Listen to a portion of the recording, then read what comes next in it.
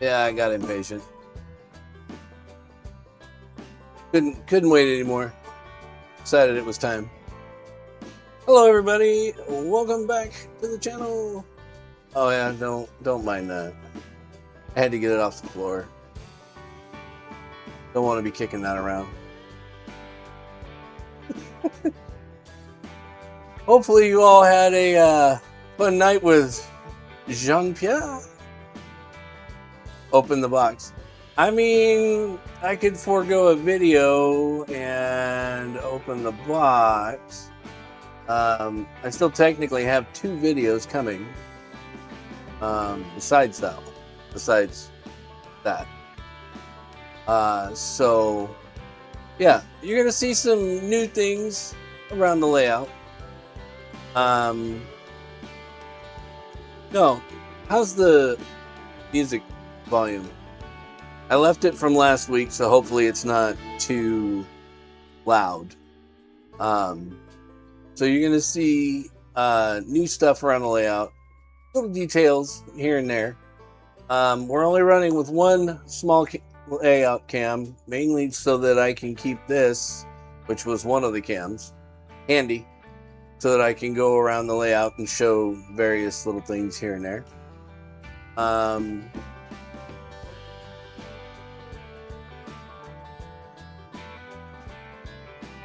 Yes, good to see everybody again. I'm sorry, I'm a little space cadet. Today has been a day. If it wasn't going horribly, it wasn't going. So we've got some funny stuff planned, or something I thought was funny. It was actually Kevin's idea, but I was actually thinking about doing it anyways. So let's welcome everybody to the stream. We got Giuseppe, we got Jim E. Jim sucks. We got ONR fan Drew. We've got JD Products. We got Holly. We got the one and only Lynn McCurdy. The infamous Lynn McCurdy. We got Mustache Mike. Welcome back, sir. We got one and only Jean-Pierre, Little Tracks Corner. Hopefully I don't annoy you when I say it like that, JP. Let's see, who else we got? I know we got more. I just got to get down the list. We got Big Dale Jr. fan. Welcome back, by the way. I did see you're good to see me again. And welcome back to the stream. We hadn't been seeing you in a little bit, so we want to make sure you were okay. James, welcome back to the stream as well. It was nice seeing everybody in Discord last night because somebody didn't stream. So we all just kind of hung out, and hey, wouldn't you know it, he ended up showing up anyways.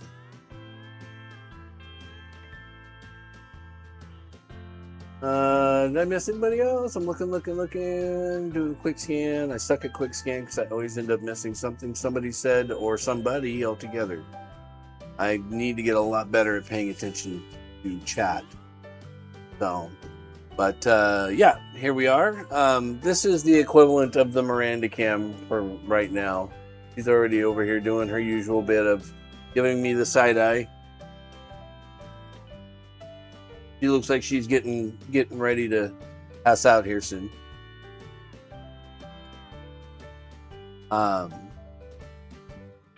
So yeah, let's take a look at some of these chooches we got around here, yeah?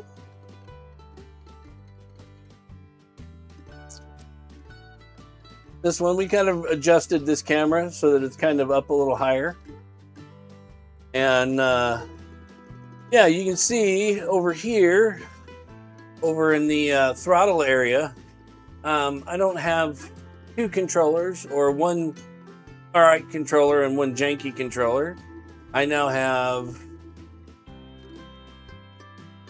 she just wanted to make sure, I guess everybody was okay from JP's stream. It looked like everybody was having fun in it. So, no harm, no foul.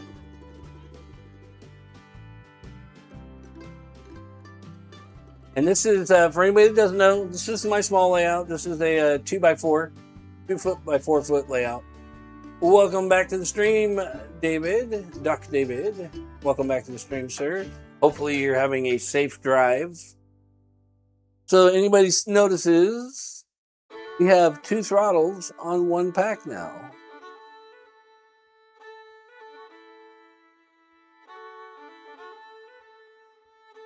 So we'll go ahead and cut this on. And we'll get the outer track going first. And bring it around so you can take a look at it. Those up north are going to instantly recognize the colors.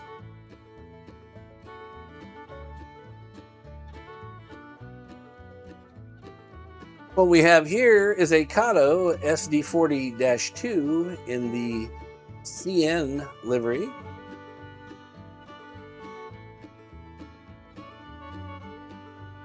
Pulling a string of various CN and not CN cars.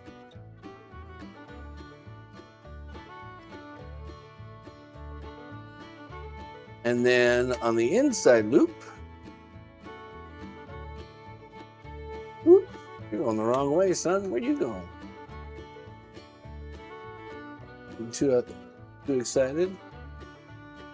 And then on the outside loop, we have an Atlas Jeep 7.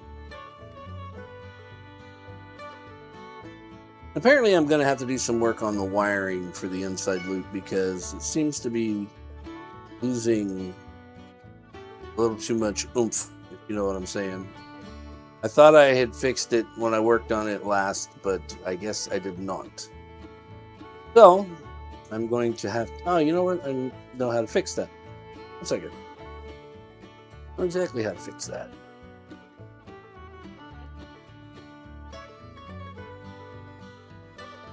Because what's going on is the connector that it just rolled over is not transmitting the power through the rails properly. So if you come over here, now mind you, for those that don't know, this layout was built in, what I say, 1985. So all of the track on it, as far as I know, is original. So this is track from 1985. This is wiring from 1985, other than where I've updated it. And for the most part, it works pretty well, except for that one, the inside loop tends to act up, and it's mainly just because I need to change out the connectors and clean the track.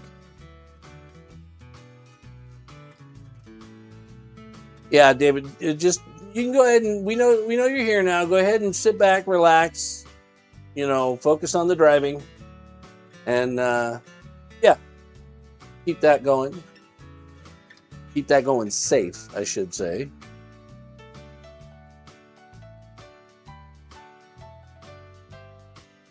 Yeah, Giuseppe, there's that. That might give me a little more voltage than I really need, though, unfortunately. What's going on there, Mr. Brew? What's going on, Chris? So now we can go over to the large layout and what we've got hanging out over there.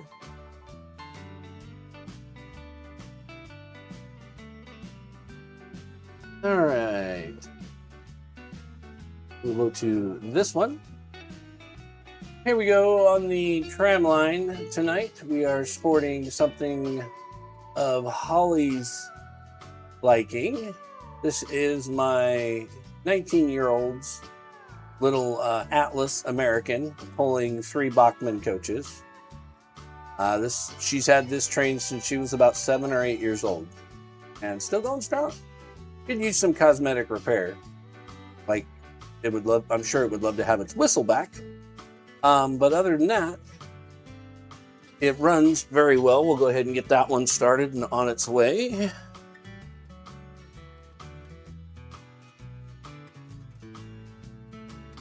Whoop. It definitely likes to launch like a missile, that's for sure. We'll get that one chugging along. And then we've got 2 more on the large layout to get going. Ooh, as I trip over stuff.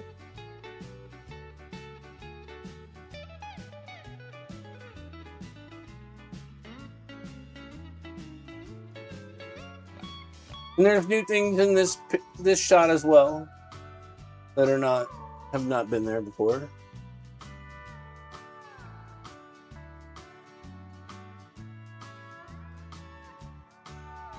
The one you just showed, not this one. Which one?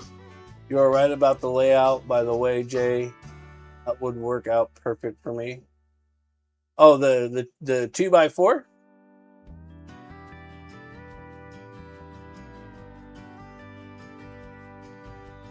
Yeah, no, definitely.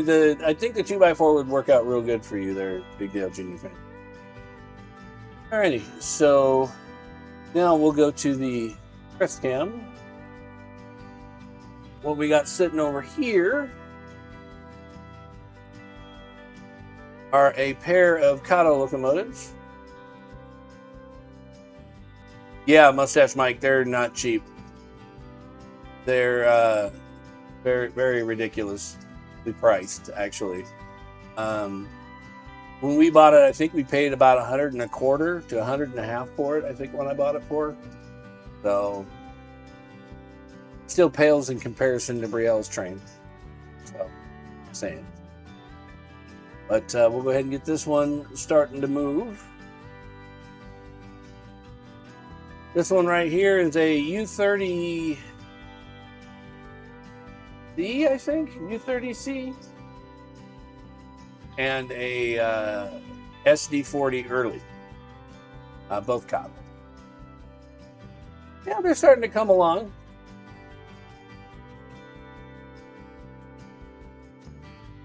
That might have been a bit of a jump on the speed step. These ones need a little bit of fine tuning on their speed range right now. There are some different things on this train as well, like the fact that we don't have empty container cars anymore. Steve Larson, welcome to the stream. About the Model Power 440 factory DCC and sound, and the decoder died after 2 months. Oh, yeah, well, what did they use? They didn't even use Digitrax, I don't think. I can't remember what they used. I think they used an MRC decoder in it. And unfortunately, that's kind of what happens with MRCs. Hey, you behave. Get down the hill. Let's go. On with it. Let's go. Don't act like that. Get moving, you. Some of my older power still seems to act like my track is dirty when I know darn well it's not. So, but we got that one going. And then, of course, we've got... Everybody knows this one. We're going to have to wait for the Pokey to go by.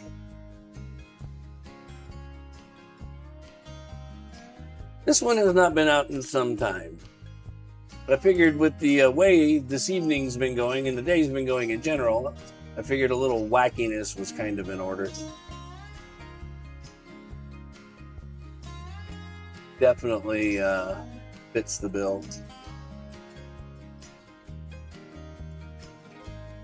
Yeah, I'm sorry to hear that, Steve. I mean, I think the decoders are under $60, but it's so tiny. Oh, I'm aware. I've put a decoder in the Model Power Pacific before. And I will be doing it again because I have another Model Power Pacific to do.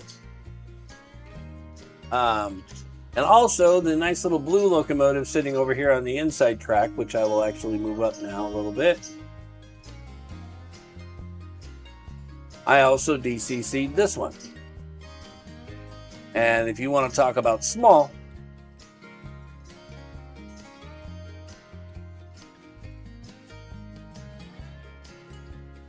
getting smaller than this would probably be putting a decoder in that American, which is why the American does not have a decoder.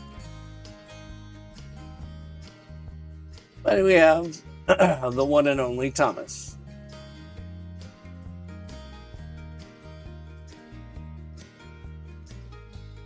Like I said, his DCC doesn't have any lights or any other special features, but he's DCC.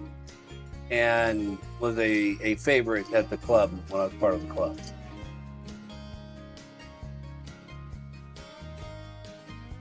That sounds like a genetic problem there, Jim. But we're gonna go ahead and get Thomas on his way. I also recently fixed Percy, so Percy is back together and working. I also have James and Henry, all of which still need DCC. So we're all rolling around here. Let's go ahead and we'll go to the Station City Cam. We got the slow freight going here. Give you a nice little view of Mount Ugly off there in the distance.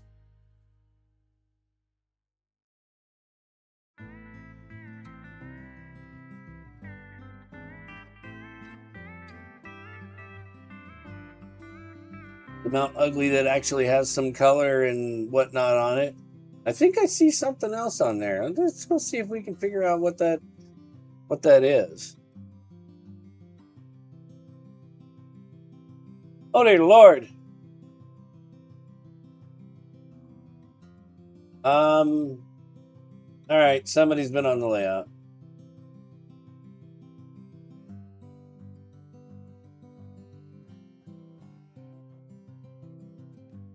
Yeah. So for those that don't know, you've got Dave there on the left, me, Jim E, and Kevin's Tiny Trains. You know, when I finished painting up Mount Ugly, or Mount Rush Away from it, I was like, you know what? I need to come up with some kind of overlay or something for this. And Kevin earlier today was like, hey Jay, what do you think about this? And I'm like, you know what, Kevin? I said, what's funny is I was thinking the exact same thing. So here it is. Mount Rush Away from it. Dave's got Nessie. Now I've got Dave on the railroad, and Kevin and Jim. So, and honestly, you know, these guys, if it wasn't for Dave, Kevin, and Jim's helped me with some things as well, you know, I wouldn't be streaming.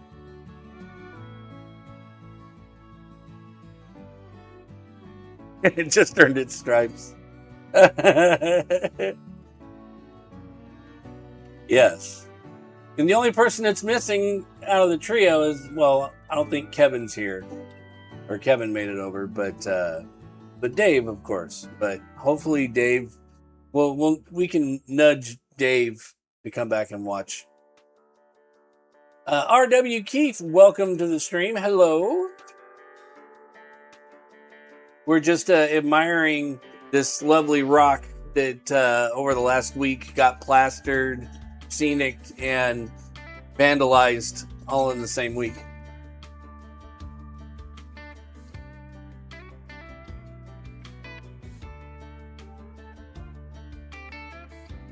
Oh, just thought it would be, you know, a nice little funny to have. And it's very fitting because, I mean, you know, if you knew how much time the four of us in Discord hashing this out or that out or troubleshooting this or troubleshooting that, it totally makes sense. He does look like Kenny Rogers in that one. I was thinking the exact same thing too. If his beard was a little fuller, then maybe he wouldn't be quite so Kenny-esque, but he definitely has that Kenny Rogers-esque look to him right there, for sure. Totally agree, Drew. Uh-oh. We got an issue over on the small layout.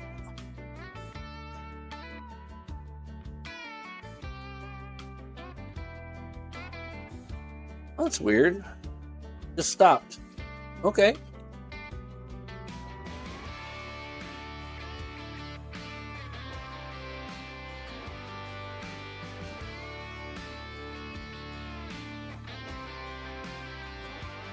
Oh, he knew when to fold them.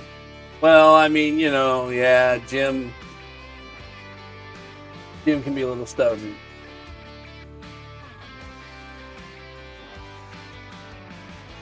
And so, for anybody that doesn't know, yes, the SD40-2 is new. It will be in the upcoming video. It's in the video that needs to be finished right now. And is one that I got from my little hobby shop, my antique hobby shop. And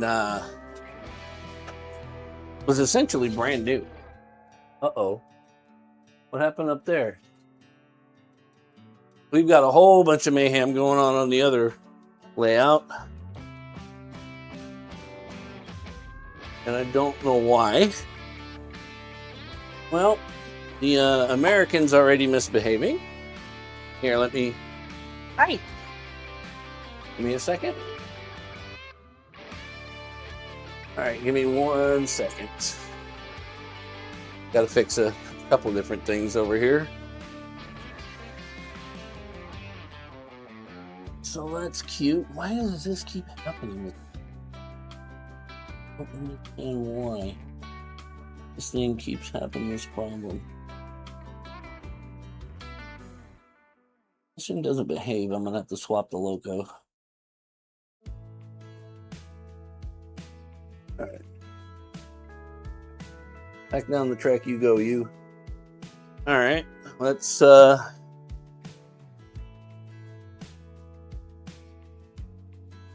get the UP moving again.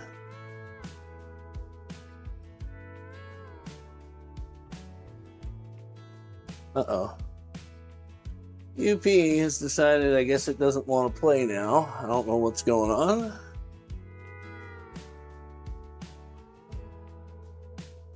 And the American just came off the rails again. Alright, I don't know what the deal with the American is.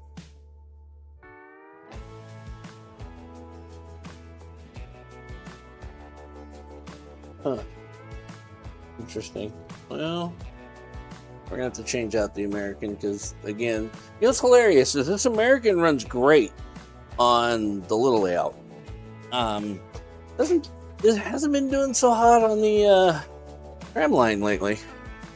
It's kind of annoying. But give me 1 second and we shall fix this.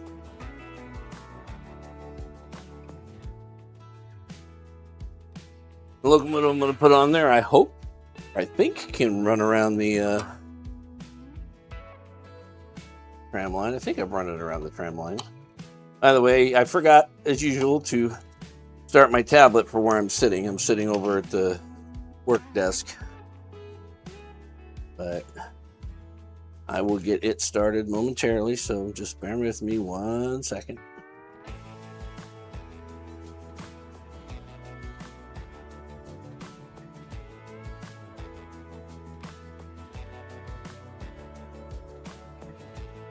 Okay.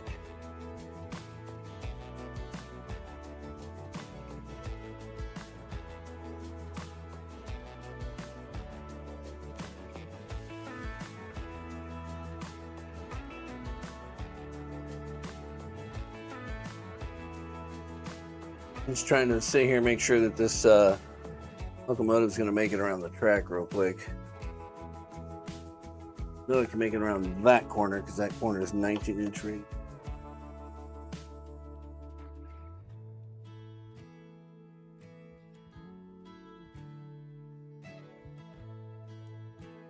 Oh, I made it around those okay. Alright. Yeah, I'm going to have to see if maybe there's something I forgot when I was working on the American when I put it back together. Like a spring on the front truck or something, because the problem is the pilot truck keeps coming off. Goes over a little, you know, crest and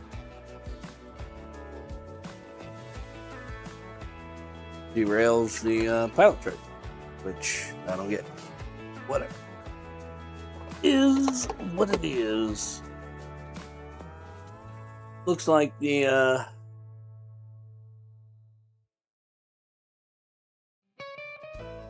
looks like that's solved Now I just got to figure out what's wrong with the big UP diesel train.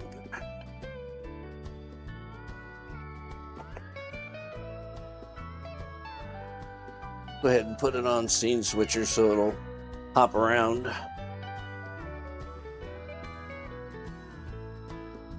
Told you, if it wasn't something going wrong, it just wasn't going.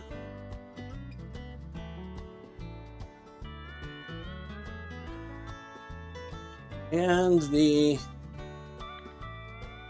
why is that now getting caught up? All right, I need to see what's going on with this Rio Grande now, because this Rio Grande keeps getting caught on that switch, and I don't understand why. It does just fine until I'm not looking at it anymore, and then it cops an attitude.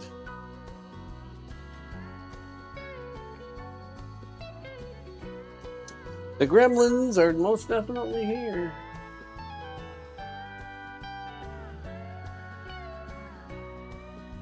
Alright, well, just let it do its thing, I guess. Thomas is just like, yep, I'm just doing my thing over here.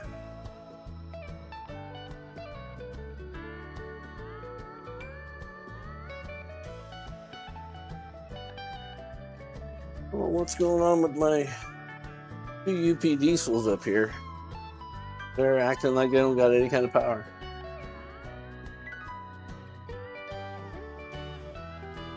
Well, I mean, there is that. There is that, James. All right, let's see. Well, it's going-ish now, I guess. Maybe I've got a really dirty set of track back there. Shouldn't be. I cleaned the heck out of the track earlier today.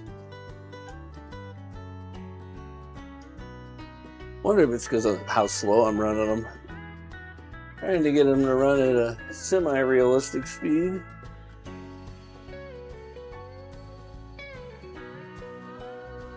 Yeah, we'll pick it up a little bit. Once the train gets out of there, we'll give that section a little scrub. Every once in a while, you still got to put that elbow grease in there, whether you really want to or not.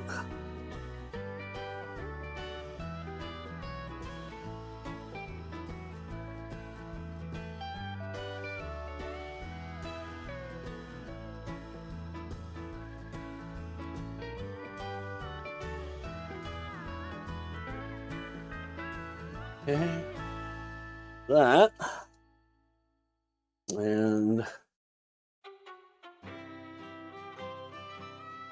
just need to find out where my other little, there it is. Dude, what is with this? Okay. Now the little layout, the inner loop is being a real turd.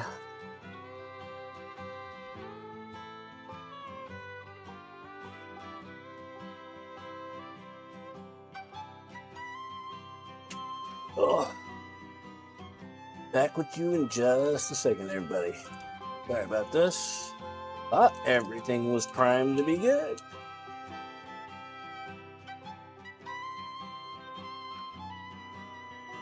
All right.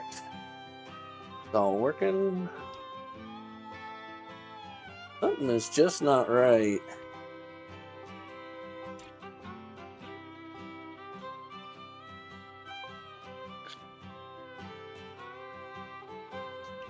Yep. All right, well, that kind of sucks, but is what it is. I think it's actually the motor on that Jeep 9. No, doesn't smell overly hot. I don't know what's going on. Oh, I lost my caboose. Let's not do that. Okay. Try this again. Let's do my little connector trick again.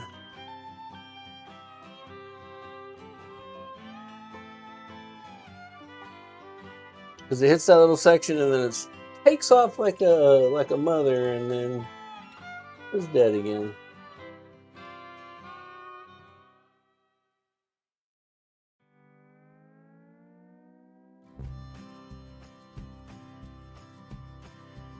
Well, I think I might have just fixed it. Maybe. Or maybe not. Yeah, I'm going to have to pull up this section of track and do a little bit of maintenance. Time for some new connectors.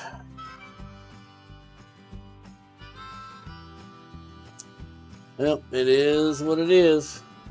It happens when, you're maintaining old track and stuff like that. So, everybody kind of bear that in mind when you pick up another person's layout or something. Is that, it's one of those, you might be inheriting their gremlins or issues.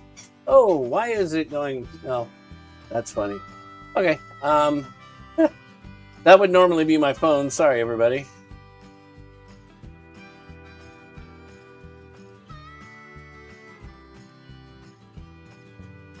But hey, everything on the big layout's still running. You go into tools, theme switcher. And we will shut that one off.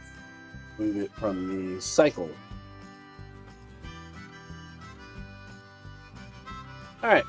So there we go. Let's see. What did I miss? Welcome to the stream, Iceman. I see that you've arrived.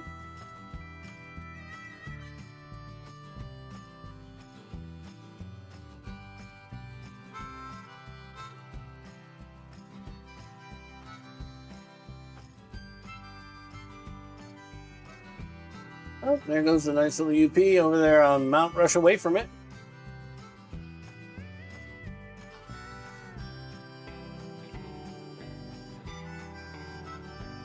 You know what, Holly? That's an idea.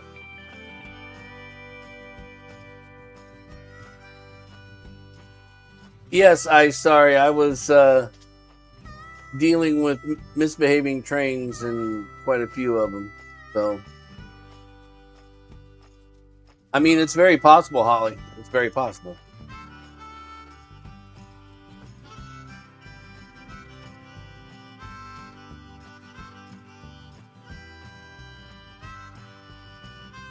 Oof, James, that sounds kind of scary.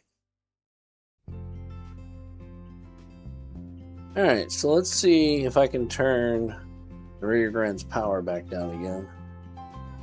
Seems like all the other chooches are running well now. So for those that,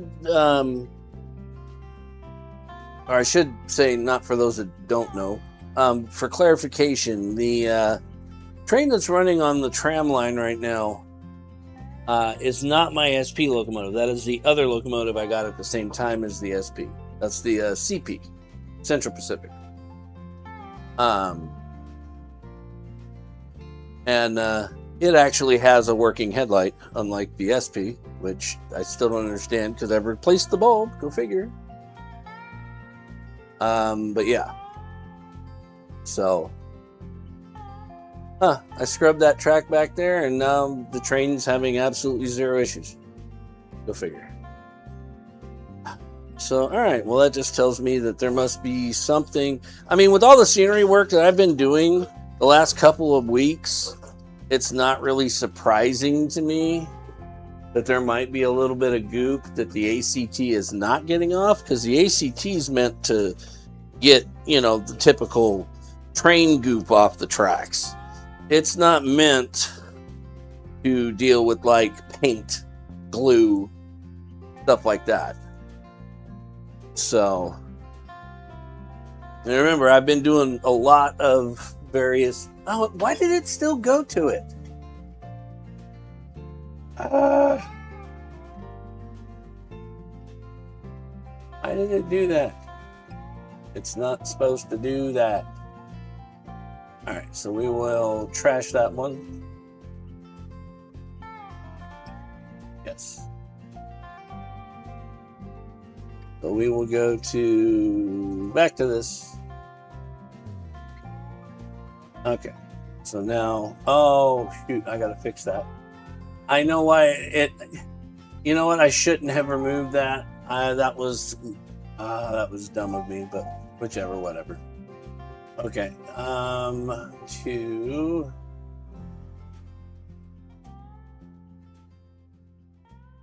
And he's going to Miranda Cam. He's going. So the rest of the sequence should be fine. It shouldn't do it anymore. Good evening, Ward. Welcome back to the stream. Ward, did you get to see the lovely new mount that's been named?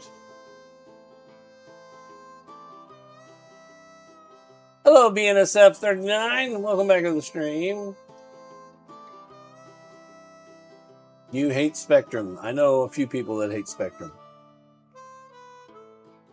Here it comes. Bam.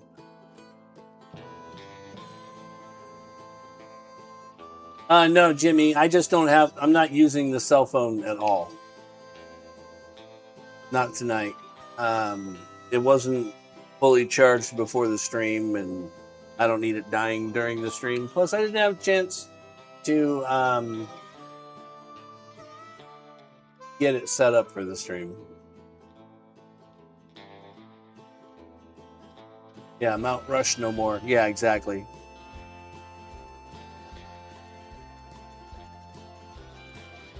Bachman rectum. Hey, the Bachmans are running pretty good right there.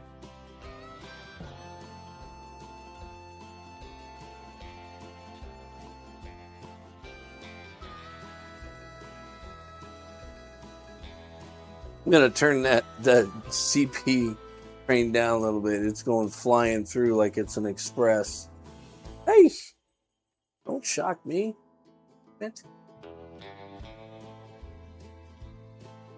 All right, so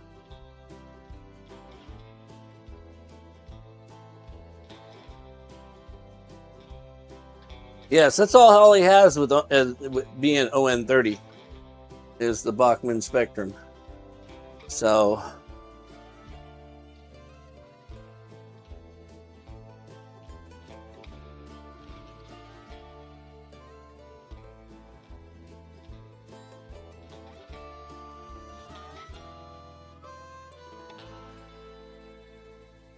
oh, well, thank you, RW Keith. Yeah, that locomotive doesn't technically have any dedicated passenger cars for it. I do have a set of the matching roundhouse cars for my Southern Pacific version, but not for the Central Pacific version.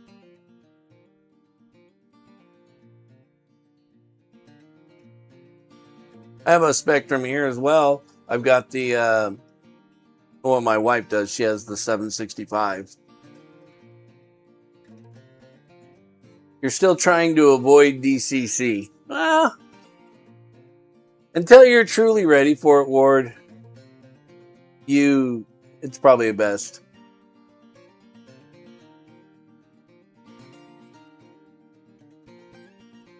See, I love that when a train's going by and you see that sitting there. What I don't like is the fact that it pops in before the camera goes live. That's what I don't like. But that's because I tried to turn the fade down, but the fade happens too fast. And so it fades in before the camera's ready. RW Keith, I have a baggage car. Have the baggage car in HO. Nice. Yeah, Dave's got a full set of different roundhouse coaches and locomotives.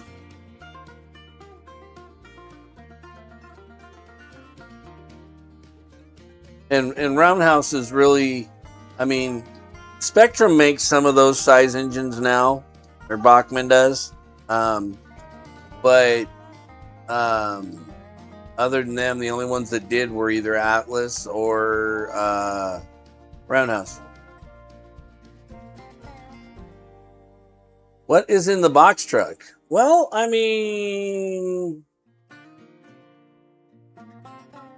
it technically could have just dropped this off.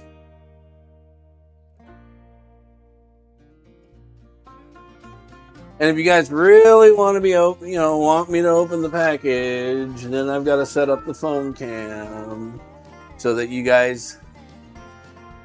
Oh, what is the box truck? You talking about the SP one over on the big layout? You talking about here? Let me turn off the scene switcher real quick. So, are you talking about? Oh, wrong one. This one.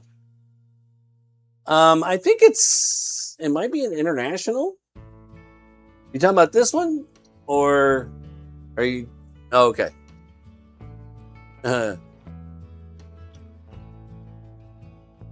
Well, this is the only package you're getting me to flash you. Okay. Well, give me a second. Let me.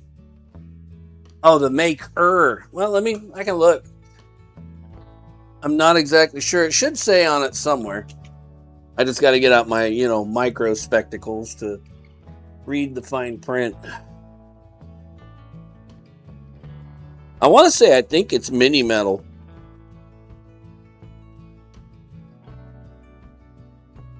Well, it doesn't actually say on the box.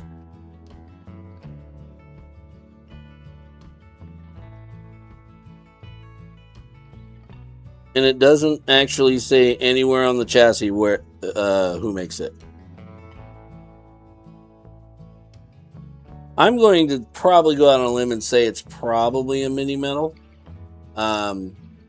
Just because of the amount of detail on it. Because it is really super detailed. Like, really super detailed. Every bit as detailed as my my roadway vans that I have.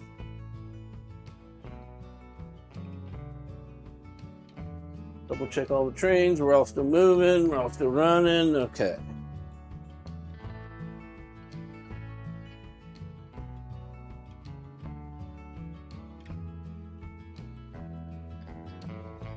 No, it definitely does. And see, that's another one of the things I picked up the other day at my local antique model train booth inside there. Okay, calm down. Let me go get all my stuff to put the camera so that you can have your nice little top-down view. Give me a second. This tank happens to have one Miss Miranda Lambert in it. And no, she's not going to start singing country songs. Come here, Miranda.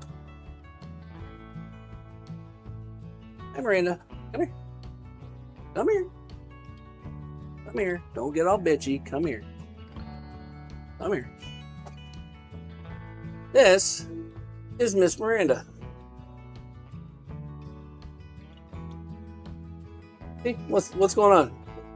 Surprised you're not getting all flared up at the lizard on the screen there, Miranda. She is a bearded dragon.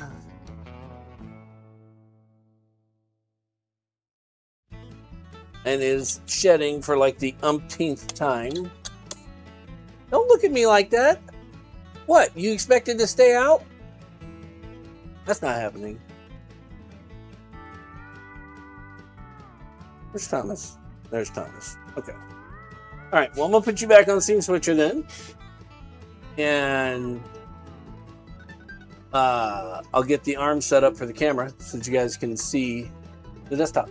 So give me a couple minutes to get the camera set up and we'll open the box. So we'll see you in a few minutes.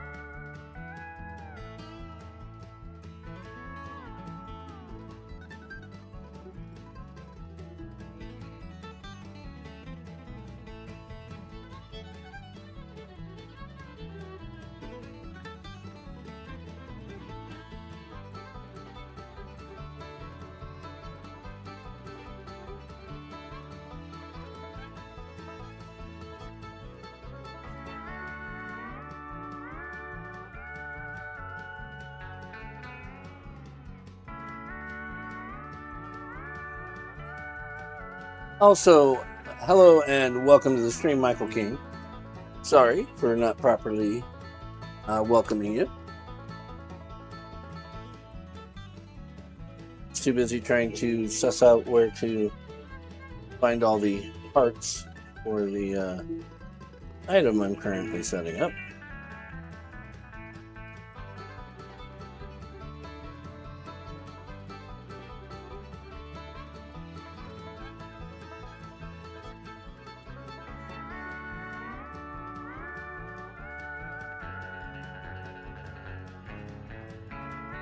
Alright. Luckily, the phone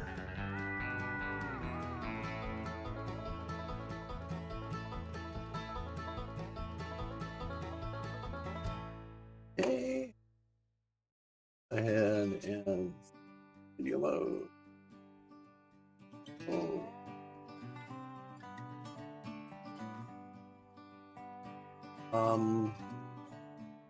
I gotta stop the scene switcher, otherwise it's gonna keep screwing with what I'm doing here.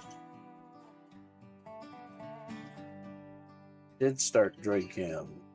Is it being a turd? Oh, I know what it wants. Okay. 1 second.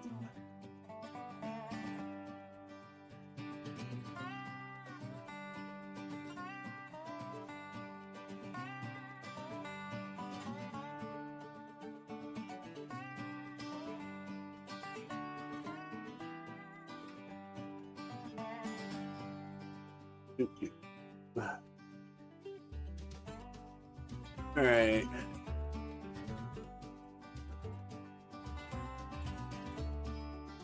Okay. Should work out all right. Michael King, my layout is not really set to an era per se. Because what I like to say is that it is set to middle of nowhere America. So that basically pretty much anything would look right at home being there.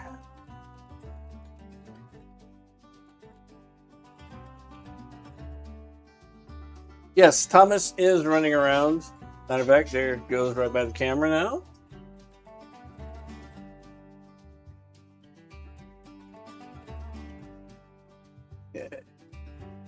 Just fine-tuning this camera before I subject you all to my desk. Okay. We come out of studio mode. And we will go to the Dougler.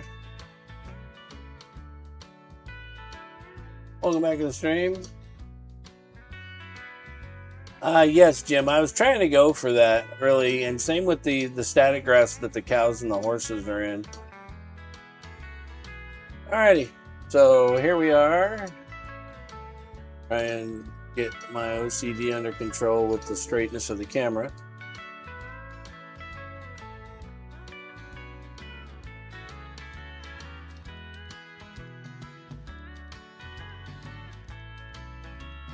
Miranda's looking at me putting the keyboard down next to her cage like, what the hell are you doing?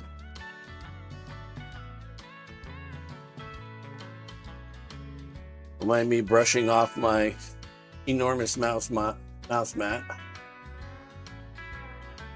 Because reasons. Hey, you're looking down the center of the runway now. You are cleared for takeoff, yes.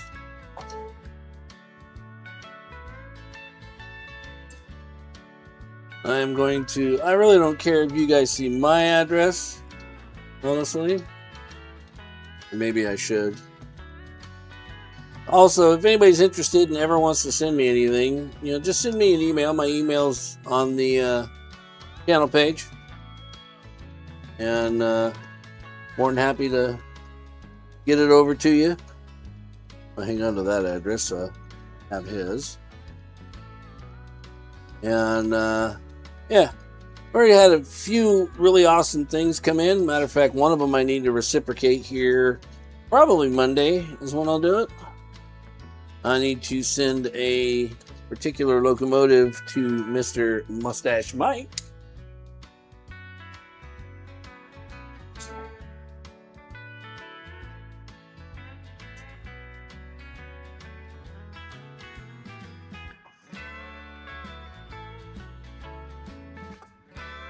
Come on, you're coming off the package.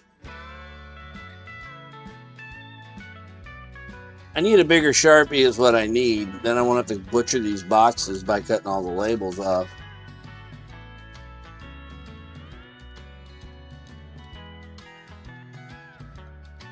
All right. There you go. So anybody who can read, box weighs almost 2 pounds. Oh, I love it. It's stupid. Just Jason. Whatever. Anyways, let's go ahead and take a look.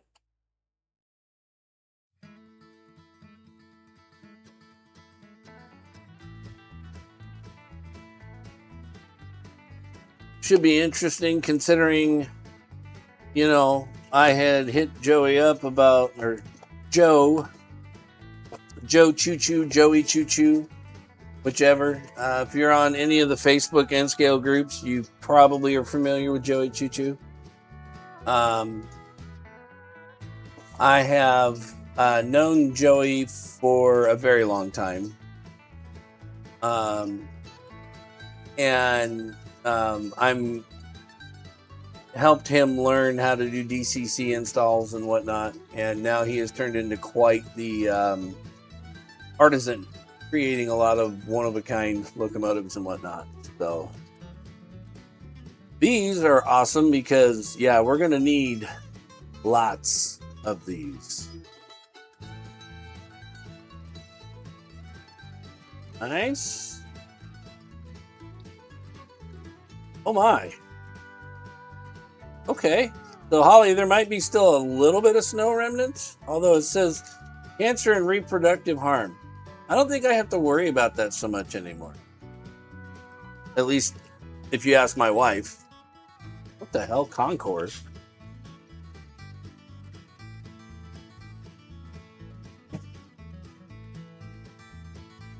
All right, well, let's see. What else do we have in here? Oh, okay. Got a whole bunch of 3D printed bits and bobs.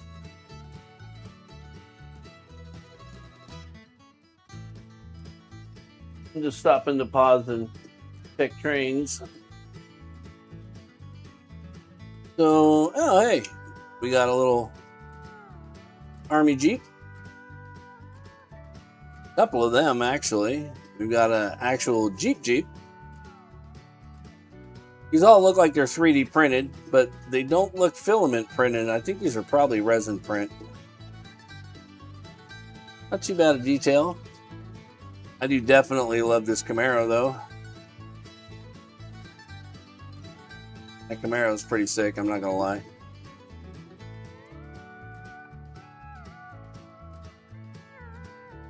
Nice little old pickup. Oh, hey. Another looks like box truck chassis. Oh, wait, no, it's got a fifth wheel on it. Oh, okay. Another Jeep. Oh, there's a trailer. Oh, it's like a military trailer. Okay. Pretty sick. Oh, nice. Old, like, Bronco. Oh, hey. And guess what? Bronco has a top, too. That's more like a old Bronco or Blazer, like K5 style right there. Oh, now that's what I'm talking about. Yeah, buddy.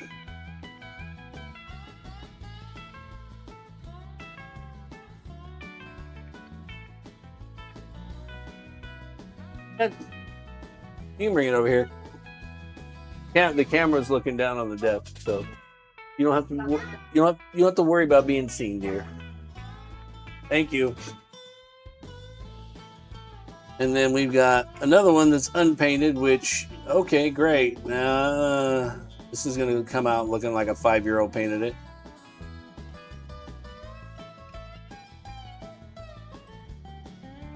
Go ahead and set these to the side.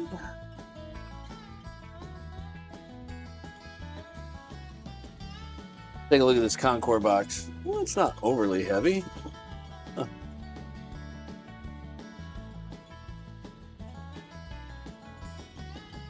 Okay, well, this is another trailer? Question mark? No, it looks like it's supposed to have a cab on the front of it. Got fuel tanks and everything. Interesting. Oh, well, maybe it goes with that. Oh, well, no, because it's already got wheels. Huh. Oh, I think I found what's supposed to go up there, or at least part of it.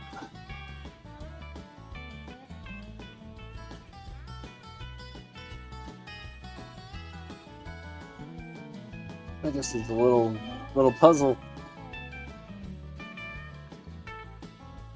Here's a trailer. A couple deuce and a halves. One of it's still on its sprue. It's pretty sick.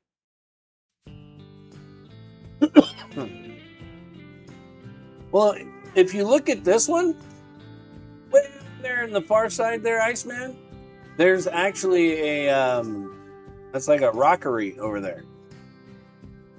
So there is a Micro Machines bulldozer over there right now, but I can replace it with a proper size bulldozer. Go back to this. Got another. Oh, this is a dump truck. Nice. Okay. So, and then it looks like there's some fences,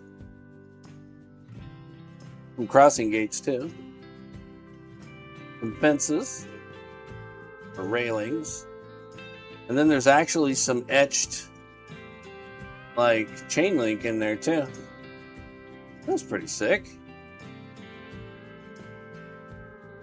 All right, it's a bunch of other little projects.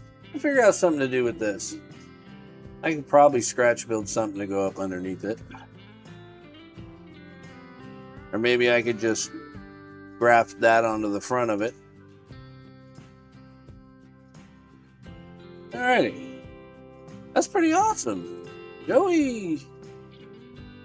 Like, that's what I was saying, is like the guy's got talent. The guy's got skill to do stuff. He can do stuff I have no idea how to do. Like, you know, when he first started asking me about, you know, DCC installs and whatnot, you know,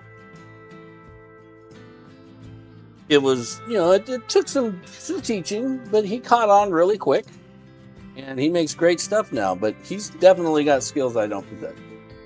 So, all right, let's. Oh my. All right, well, we'll start with this one.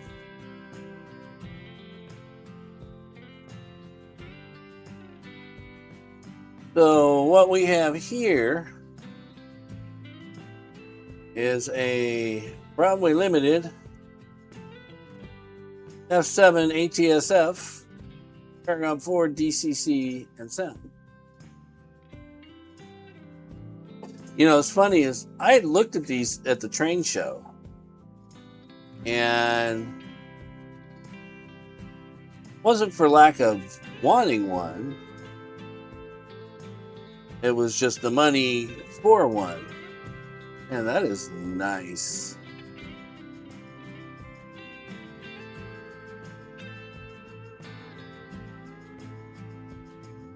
Oh, we're definitely going to have to put these on the track and figure out some stuff to go with them. I don't know how much. That's an F7, so I'll have to see if it's got a steam generator or not. Next, yeah, no, the super generous for sure, Mustache Mike. Joe's the one that I got that steamer from, that he said, he couldn't figure out what was wrong with it and why it wouldn't run well, etc., etc., etc. Which I'm guessing he probably got it in a lot somewhere or off of somewhere, and couldn't figure it out. Turns out the thing had a DCC decoder in it, Digitrax, that, Digitrax runs like crap on DC. Even when DC's turned on, it runs like crap on DC. So once I put it on the track and did a factory reset and started running it, the locomotive ran like a Swiss watch. So that's how I have a Japanese. Whoa, that was really loud. That's how I now have a Japanese steam engine, and a rather big one at that. So let's get to the next thing here. What do we? Whoa.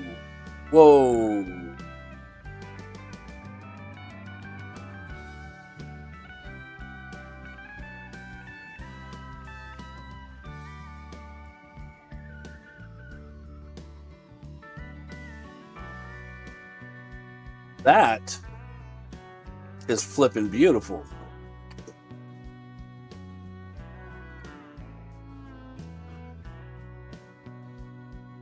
Hello, Kevin. Yes, you did. That is absolutely freaking gorgeous.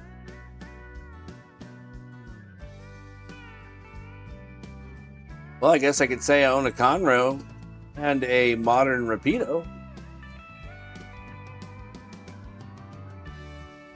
I'm scared to touch it. Oh, definitely. This camera doesn't do it justice, by the way. This camera really does not do it justice. Welcome back to the stream there, Mr. Kevin.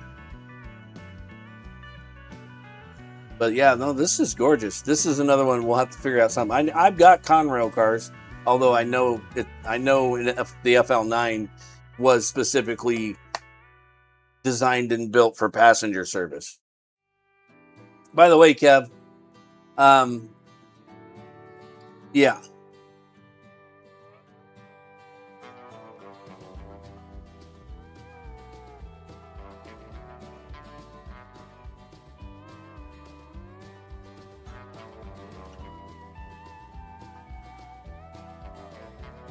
So both of these are DCC and sound, which is mind-blowing.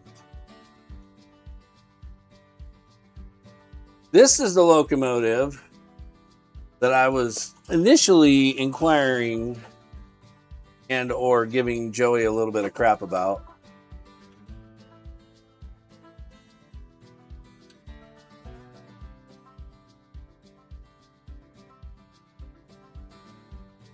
Denver Rio Grande Roundhouse 280. So now I've got the 262 or 260s in both SP and CP. Now I have a DNR GW in 280.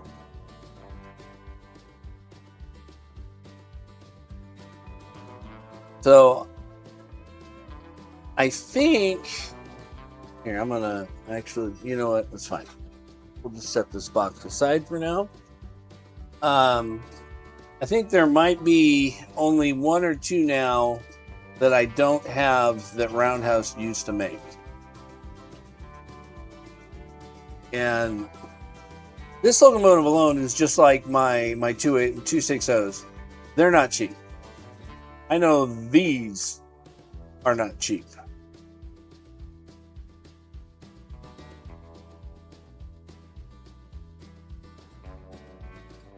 It is a consolidated Mustache Mike.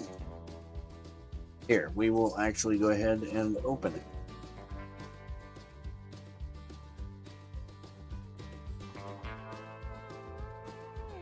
So this is essentially the N-scale version of what Dave has. And Kevin, don't you have isn't yours a 280? Or is yours a mogul like mine?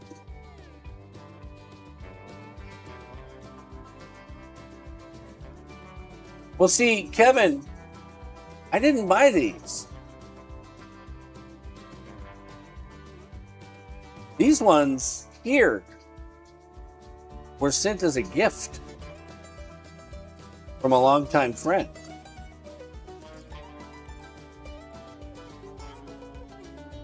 So, yeah.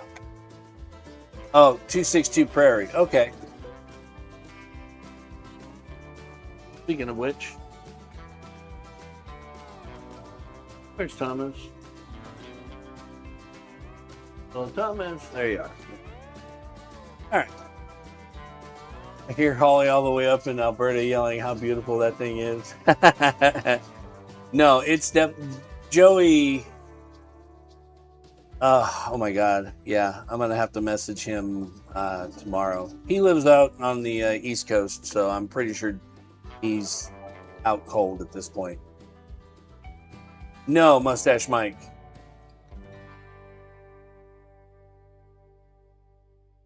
Yeah, no, the 260s are more rare than it seems like the 280s. But when you can find one of the 260s, they're on average 150 to 160 bucks at least. Well, and you know what, Kevin? If he said that, I'd send them back. Because that's how good a friend I am with Joey. So, but yeah, no, these right here, even just these can be up to $200. And same with the 260s. The 260s can go up to that high as well. But as far as I'm concerned now, between all the roads that I'm fond of, I have the ones I want. Because I got Denver and Rio Grande Western. I've got Southern Pacific. I got Central Pacific. The Central Pacific was, but I mean, think about it. SP, CP, I'm okay with it. And speaking of which, it's over here putting in the work. Where the hell is it? Why? Where are you? There you are. There it goes.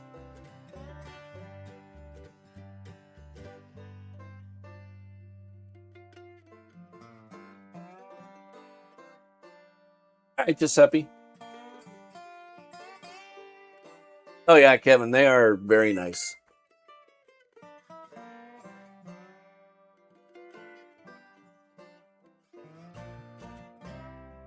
Yes, she could. She very much could. So, all right. So what we'll do then is we will play with these, and also I don't know if anybody noticed that the two center drivers are blind.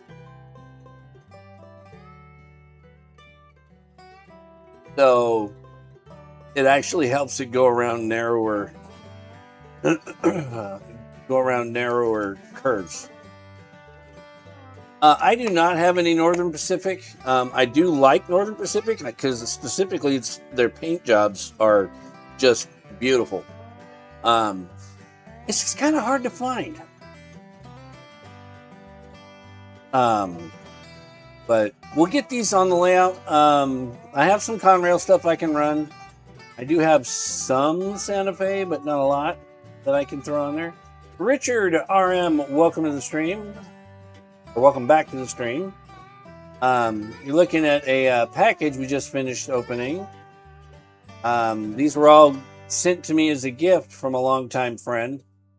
It started out as I was giving him crap about this one and how I've been trying to find one and couldn't. And when he started talking to me about DCCing this thing, and he actually got into looking at it, that's when he messaged me and he goes, "You want this thing?" He goes, "I'm scared of it." And he goes, and besides, he goes, "I've got all kinds of other stuff that I'm not running." He goes, "That I would rather give to somebody that would actually use them." So that's what happened with this package. But we got all that. We got this nice little package of assorted gifts, including a very nice looking Camaro.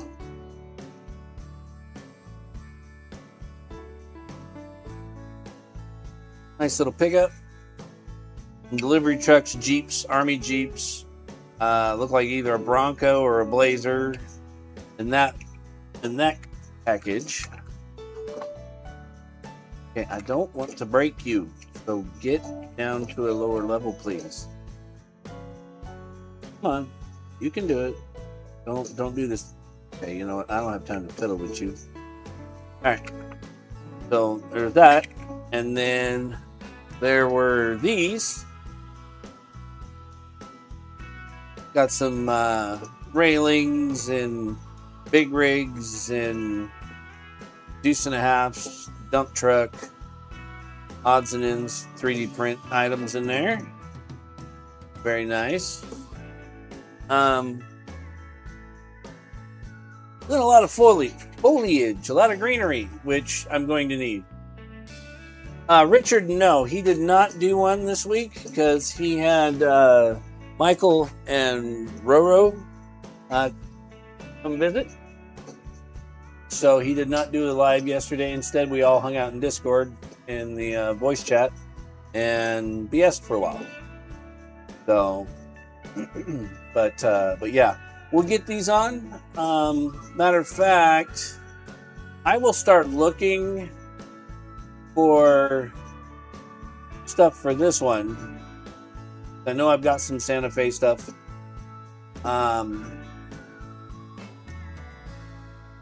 So I'm going to find some cars for this one, and then maybe we can mess around with it, and I can put the mic up next to it as we fire it up and go from there. And then, man, I am really scared to even pull this one out of the package. But, what the heck. We'll pull this one out as well. Maybe we'll just find some generic passenger cars to throw behind it, and we'll just say, hey, it was Amtrak. Because I do know the history of the FL9, and I do know that, it started as a New Haven design that then went to Penn Central, Conrail, and eventually Amtrak had some, MBTA had some, I think, too. Right, Jim?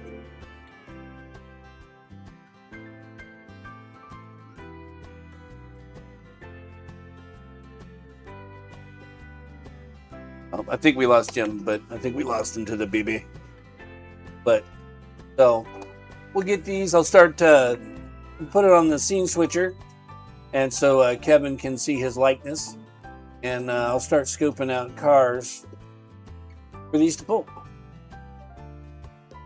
And then we'll start looking at what we're going to put on the DC layout as well, because I'll give this one a look over, because it looked like he started to take it apart to DCC it.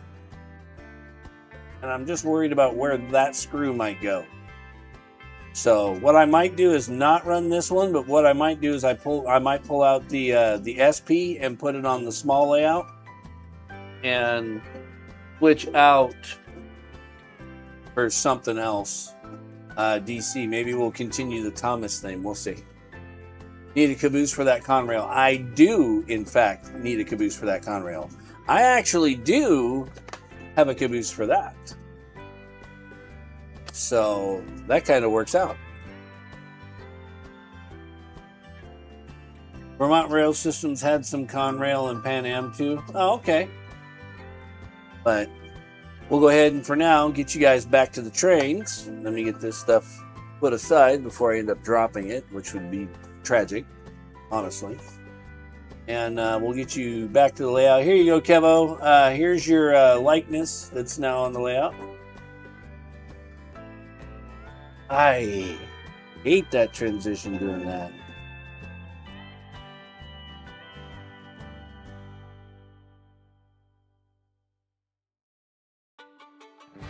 Oh, I just noticed Kevin said be right back. Ugh. Which one, BNSF? The Santa Fe or the Conrail? The Santa Fe is an F unit. It's an F7. The Conrail is an FL9. So it's that weird, that kind of funky setup where it's got the 3-bogey rear truck and the 3-wheel rear truck, 2-wheel front truck.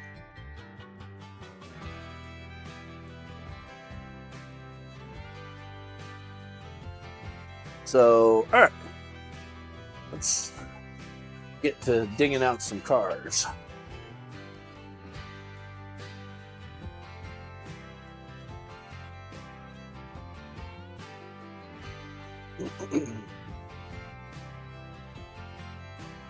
Oh yeah, I forgot. I didn't turn the tablet on so I can actually keep chat with me while I'm wandering around. Once the tablet feels like cooperating.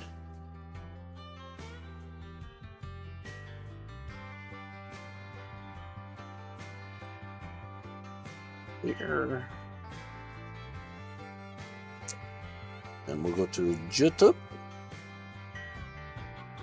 Yes, 3-axle, 2-axle.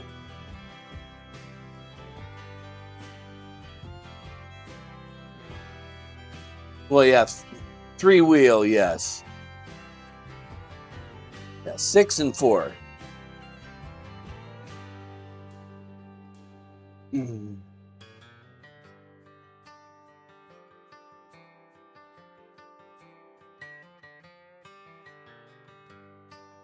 Come on. Get with the program, tablet. There we go. Now I've got chat with me. And I just got to figure out where to set chat. Oh, of course. Thanks for that there, RW.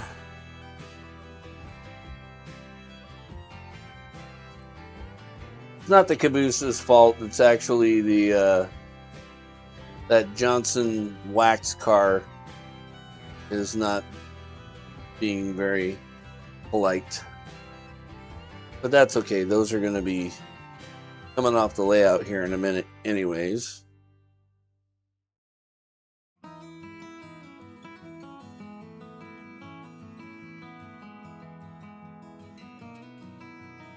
Yeah, ice, and that's, and then, you know, I don't remember the story of where all of that went and how Penn Central fits into all of that, and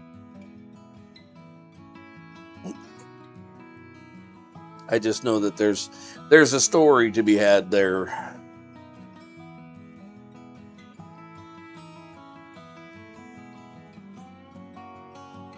You have to say I'm really enjoying this Tech 4 dual throttle setup on the small layout. Is the small layout go or N scale? No, the small layout is also N scale.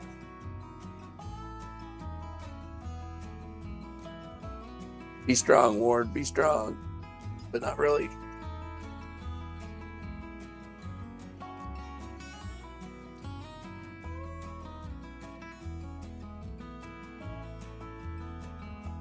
Oh, okay. Yeah, no, my audio is working. Okay. All right. Back to finding cars. The other thing I would like to find at some point is some WP stuff, some Western Pacific stuff, because they're another one that had a really nice livery on their motive power. That green and orange that they did was really nice. All right, so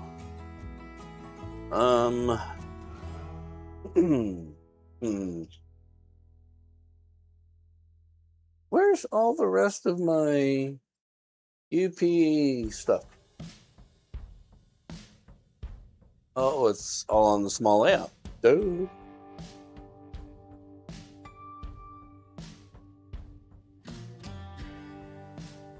What I miss? XPRR Conrail caboose is what you need.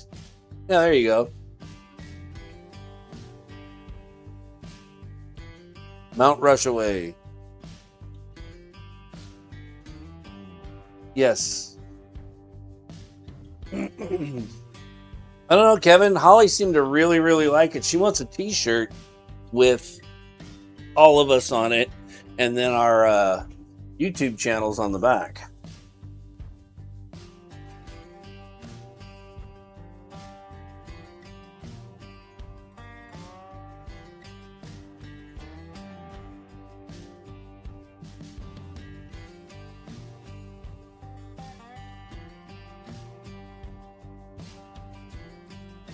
You don't consent to that.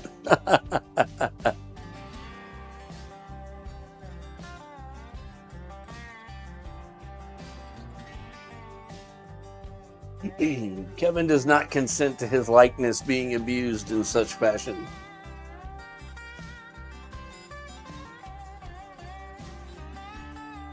You heard the man, Holly. Oh, hey, there's a Conrail. There's a Pennsylvania.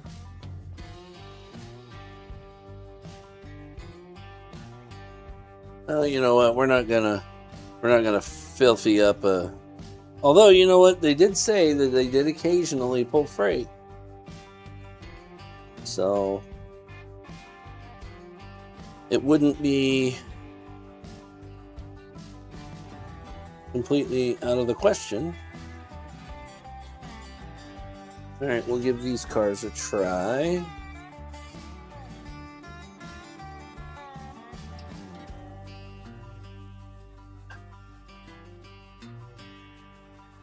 Well, at least the caboose is still attached. That's something.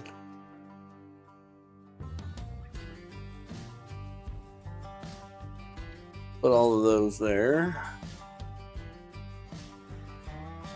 Figure out what else would look nice behind. Oh, Lord.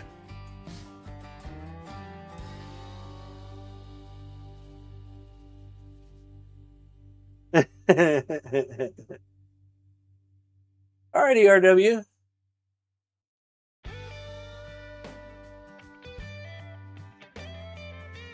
You know what? I don't know how that would work. I mean, technically, you can keep anybody from doing anything, honestly. If you really wanted to. You know what?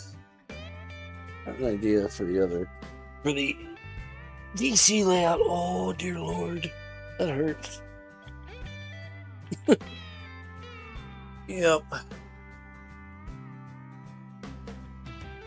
Oh, nice. Yeah. Cute.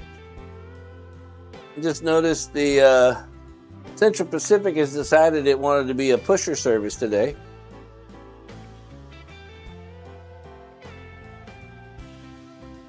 All right, well, I guess you're telling me you're done. So let me go ahead and take care of this. Oh, no, I think it's trying to tell me that steamers don't want to run on the tram line. I think is what it's telling me. Because so far now, both steamers I put on the tram line have misbehaved.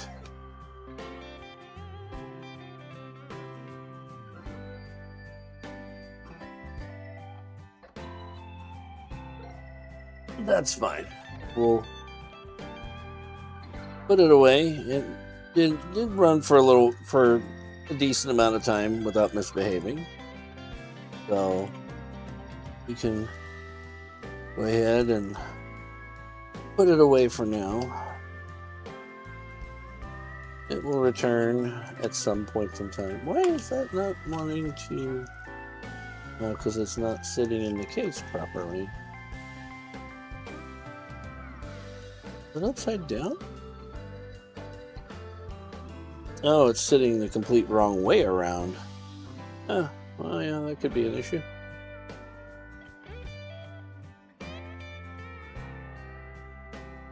Okay. That should now work much better.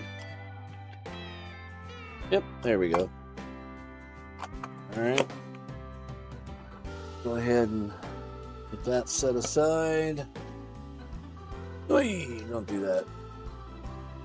Don't be like that. Don't be like that.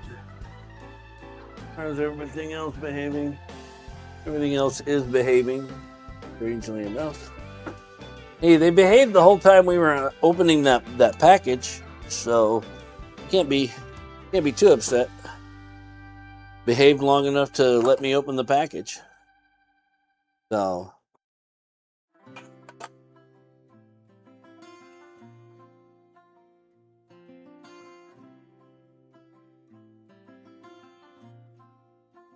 guess we'll put something a little more fitting for the tram line on the tram line.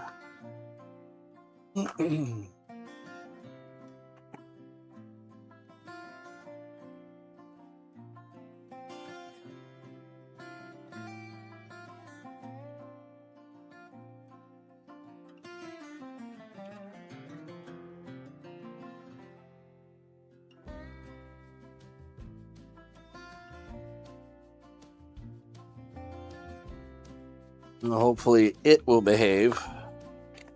Find out. I'm already having my doubts, but usually behaves. Okay. Steamer away. Okay.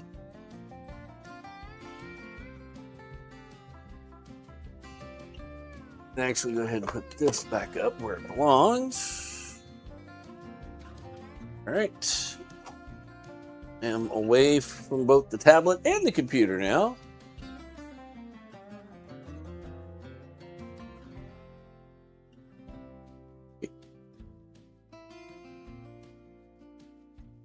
Good night, Mustache Mike. Thank you for coming out, sir.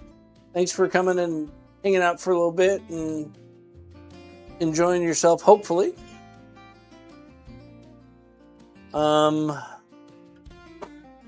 Yeah. So I think what we're going to do is we're going to go ahead and pull the SD40-2 off. It's had a very nice, essentially break and run because the thing was like brand new. So had a very nice right turn only break and run.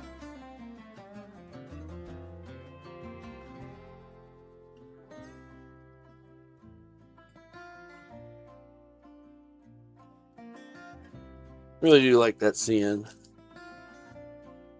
Really do like that CN.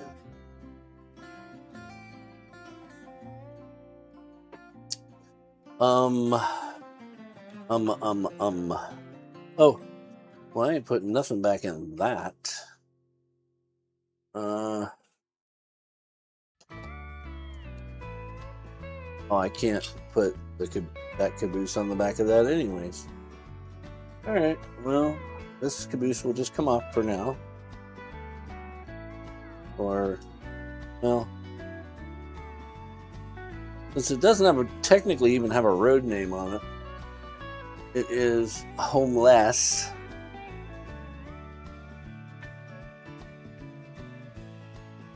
Oh, that's what I was going to put on there. That's right. That's right. We'll go ahead and stop the other DC locomotive.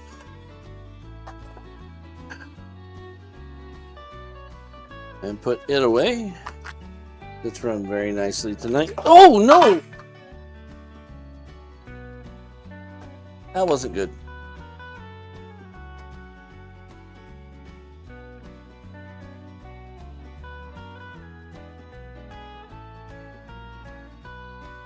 Well,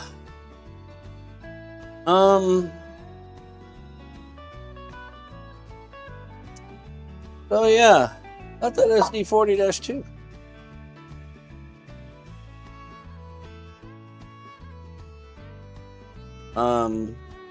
Yeah, luckily, Otto makes some really stout cases. I did, however, crack the case when it fell, but otherwise, good to go. Still safe and sound. Was a little terrifying there for a second.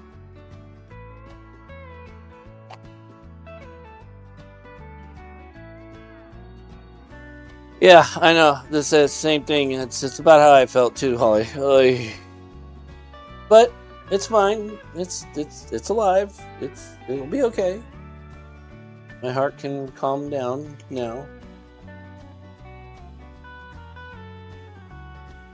Whew. I had peace of mind.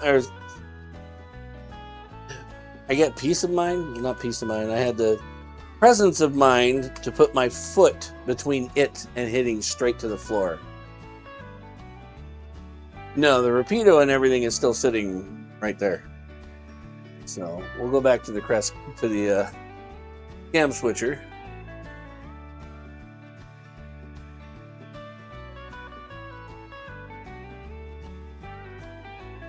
Yeah, no, I will definitely do that.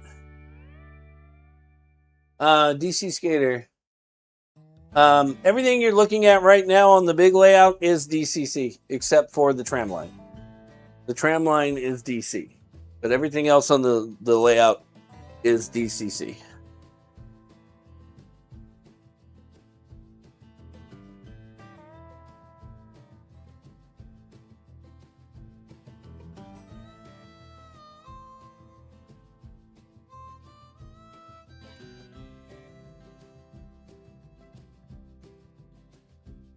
At least, if you were asking me, you might not have been.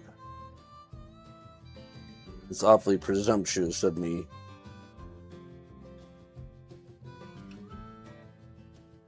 To think that.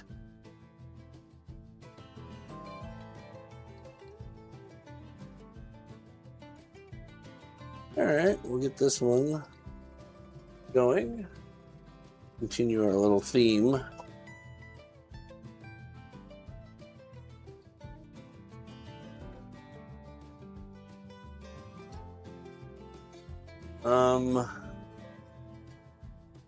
Okay.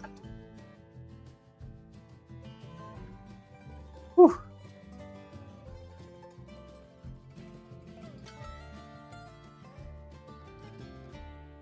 Oh man, really, James? This is how you're gonna be tonight? Don't appreciate it much. Does that front truck not have enough swing to handle the curves? I thought it did.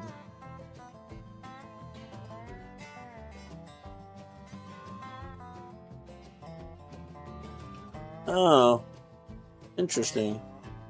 It's derailing in the turnout. Well, this is quite the mess. Oh boy. Oh, come on. Don't do this to me. Not right now. Alright, well, the story of tonight is continuing to play out. So, alright, so we'll change James out for Percy. Percy definitely shouldn't have any pilot trick issues.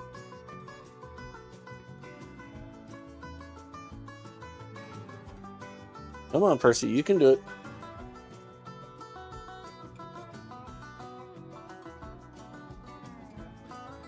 Percy hasn't run since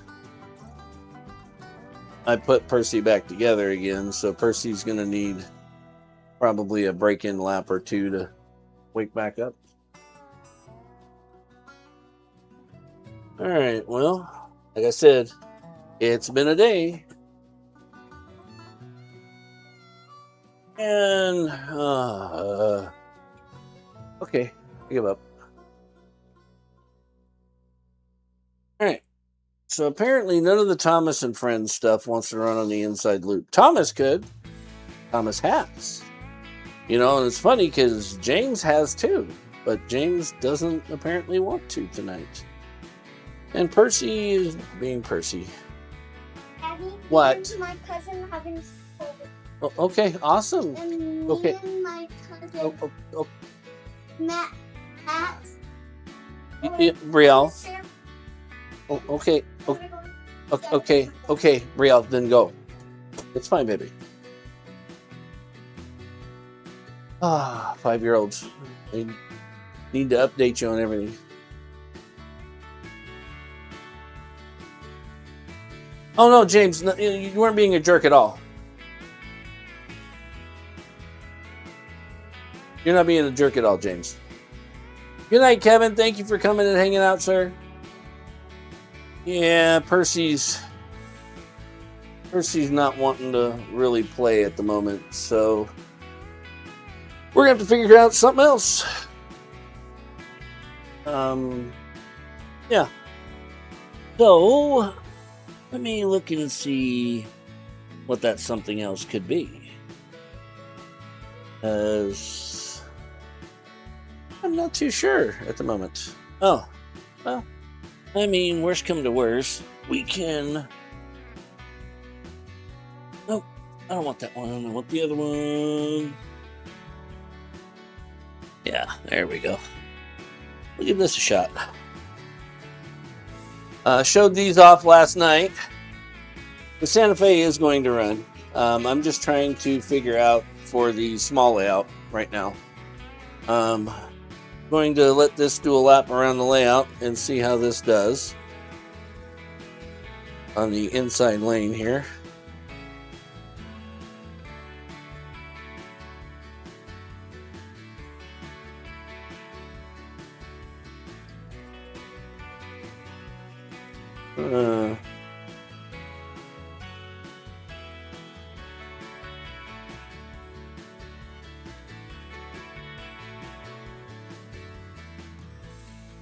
All right, well, we'll put the cars on the track and give this one a go. I'm trying to think what I could just put on the inside that will handle the inside and not give me a ton of grief right now. I can go ahead and get things organized here, because I really would like to run the new stuff and not be stuck dealing with all of this. Let me check something real quick. I know that one would be happier on the outside. Trying to think what else I have that is DC. I don't have a ton that's DC anymore. The Thomas stuff, and then, you know, these couple of engines that you guys have pretty much seen. And the other stuff I have that's DC that won't take, well, oh, what the hell.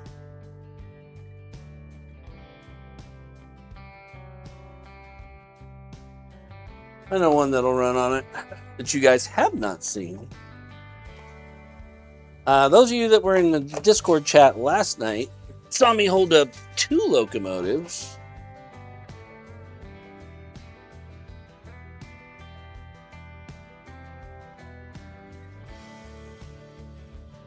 Yes, Giuseppe, if I have have the containers, yes. Technically, yes.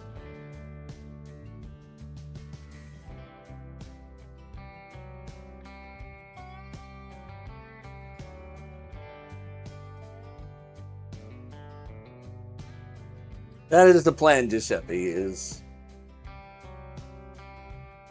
So, what's running around on the layout right now is the other locomotive that I was holding up last night.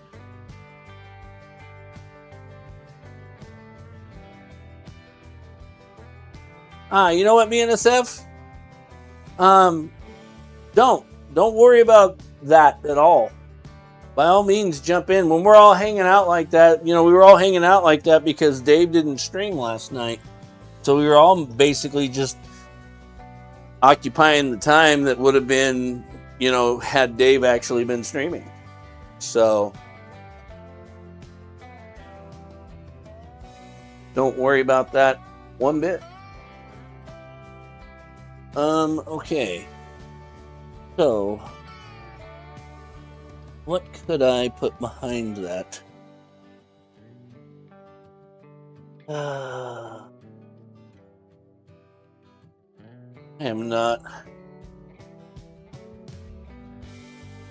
having a great night as far as figuring out what to do, what, where, and when, why, and how. The locomotive I'm trying to find cars for right now has not been converted to microtrains yet. So, well, we'll give it something better than nothing. Not even error specific, or error correct for that matter. But I know they'll go around this track. Or at least they did the last time I put them on here. Why are you don't do this to me?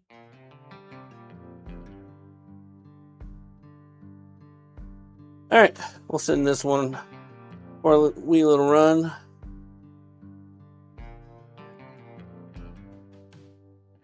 This is another locomotive that I picked up the other day at the hobby shop.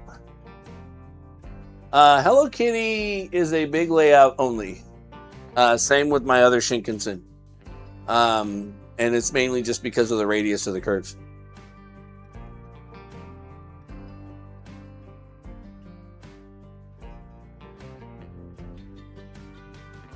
I'm guessing not, Ward. So here, we'll go ahead and cut back to that real quick so you can see that going around.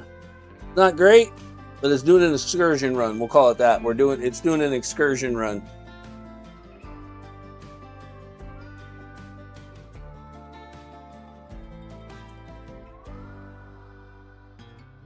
This is one of the early model Kato F units that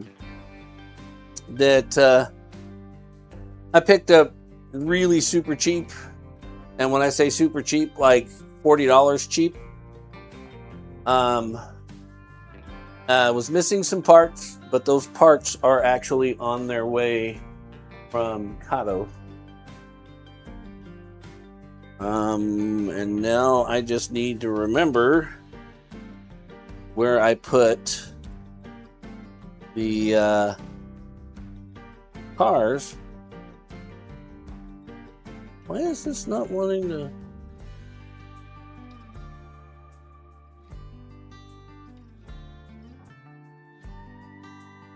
Okay.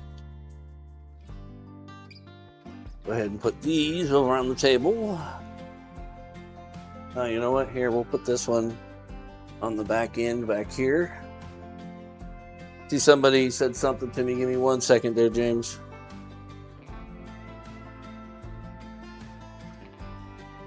Oh, come on.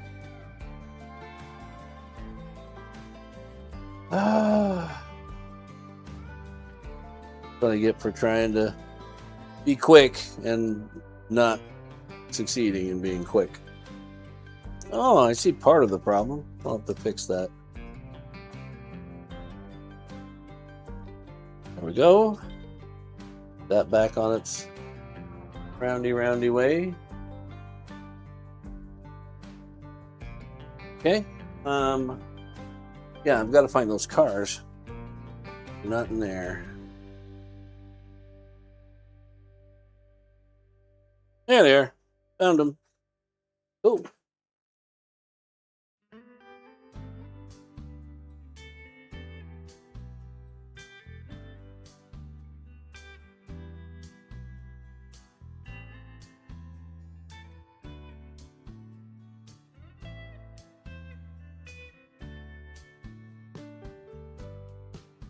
Okay, well, we're starting to kind of make up some ground, and things are kind of going.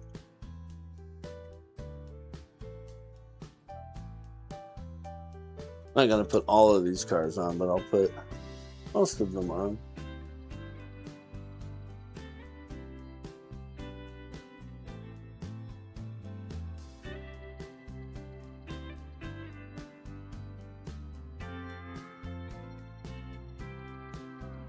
still just not good at this whole changing trains bit. Once I get my staging yard put in to where I can actually pre-stage some trains, train changing will go a lot faster. But that's a little ways down the road yet, and it's going to require some additional track and switches and whatnot.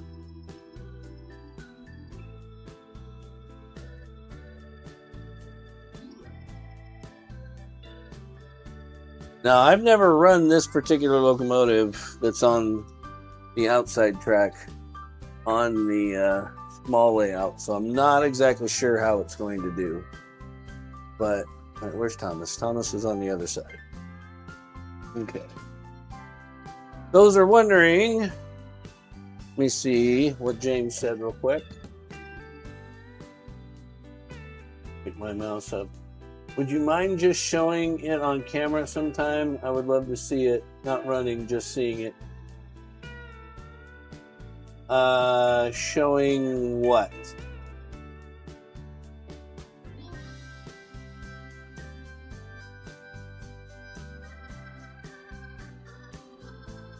Showing which? Which are you referring to, James?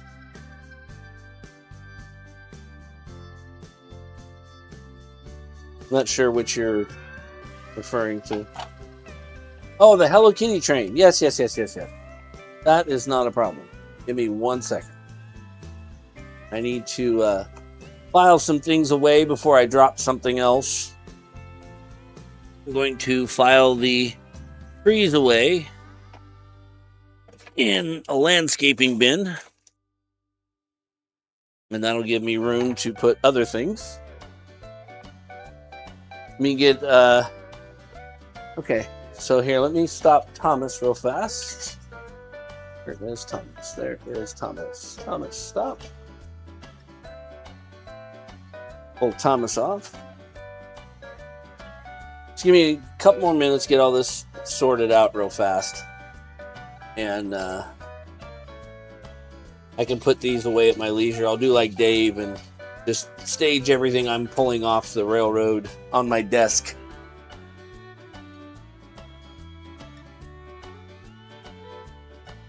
Let me go ahead and we'll stop this. Yes.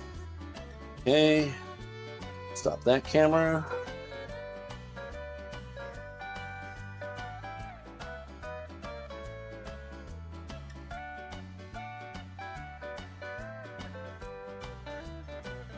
Yeah, I know. Seriously, a yard crew would be actually awesome. Let me tell you.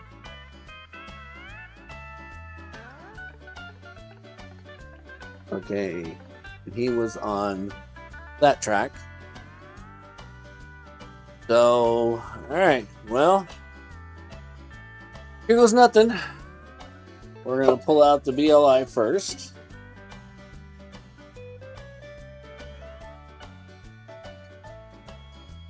Oh my.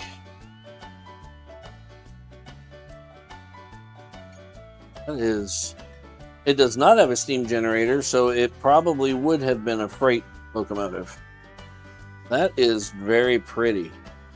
And the yellow's not even a yellow, it's more like a cream color.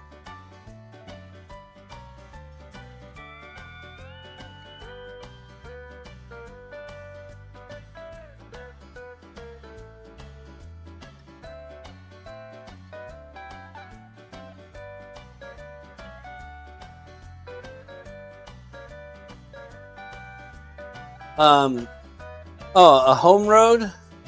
The home road's probably going to end up being like SP, UP, mainly because that's what I've grown up, seeing.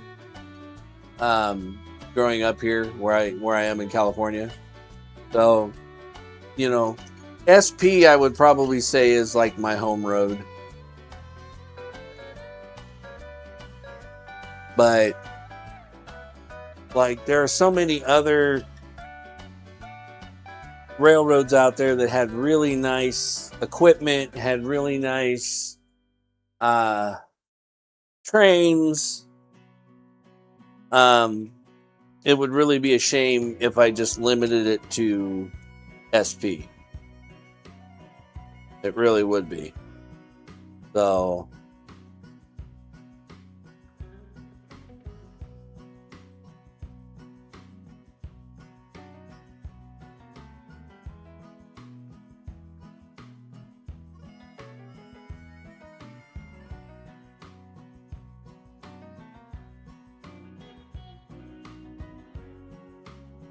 I want to go overloading this A unit.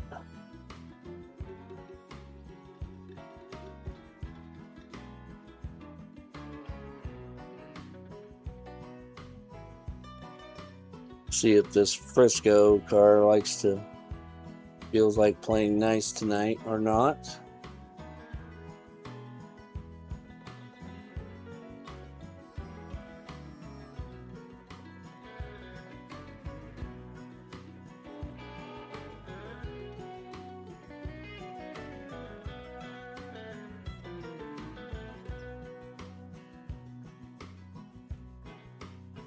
Oh, come on.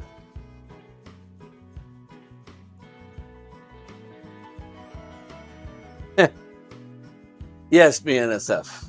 I have UP, BNSF, Daylight, SP. You know, you go to those train shows and you see all the little tins. You know, you can't help sometimes. You know, you need some train room art and decorations. So, dude, what is? Okay, I can't even see that. That's what happens when you have stuff that's like non-standard. You've got this company's almost knuckle coupler. You got this company's almost knuckle coupler.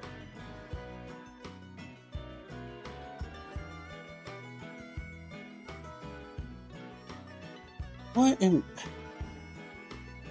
the world? Oh, I see what the problem is. It's the Frisco, of course. That's being the problem. Oh, I need MTLs. I need MTLs bad. Oh, Russ. Welcome to the stream. Don't mind the DNRG locomotive that's going like a rocket on the small layout. That is a Revell unit. Revell / Rapido unit. So it's probably about as old as I am. And like me, it requires a little juice to get going. All right, so this Frisco is going to have to... you know what? I wonder if I could do to the Frisco coupler what I do to the Kato coupler. It's going to end up getting microtrains anyway, so if I end up butchering the connector, who cares?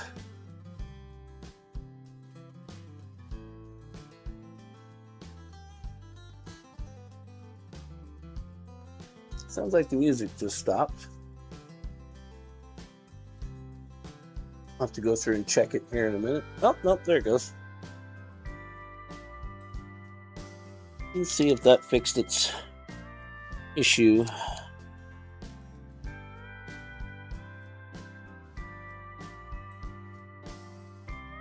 Well, looks like it might have. Yeah, it actually did. Woohoo! All right, get a caboose on this one and get it going on its way. I'll pull out a caboose that nobody's seen. Because until right now, all it's done is sit in this case.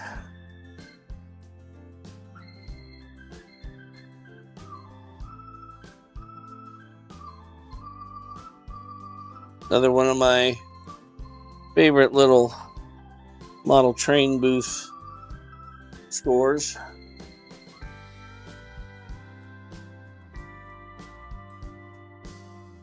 An Atlas caboose, a rather nice Atlas caboose at that, with microtrains couplers on it. All right, Well, now the fun part is I got to figure out see if I can't find the instructions for the F unit to get it started.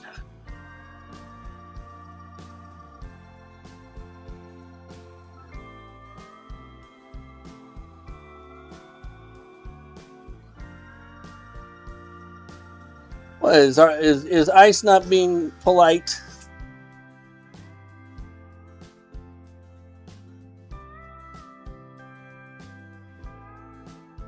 Oh, I was about to say, man, it didn't come with the sheet. But yeah, here it is. It's on the back. So which is which here? Why do I have two settings things?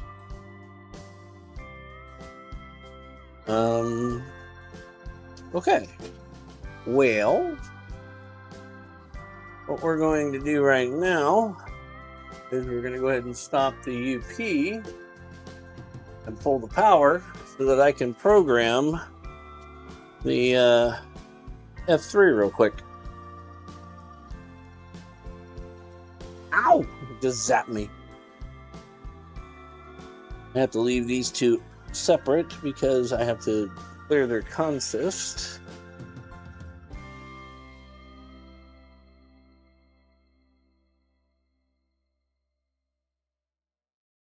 Oh, sorry to hear that, Russ. 226.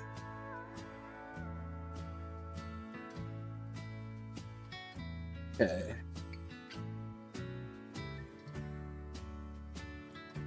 All right. We're going to go to programming.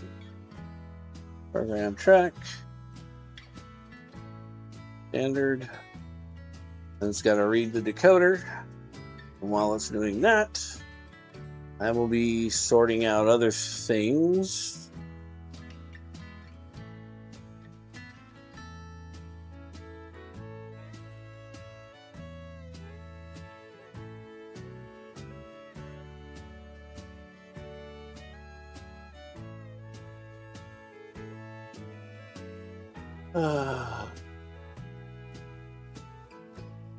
A lot of stuff on this layout, man. I'm gonna leave a couple of these on here, I'm thinking.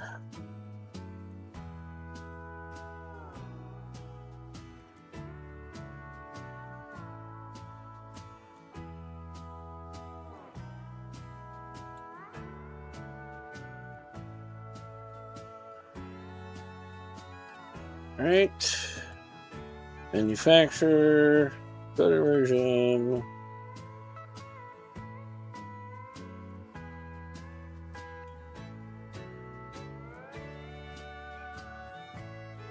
Two, 226.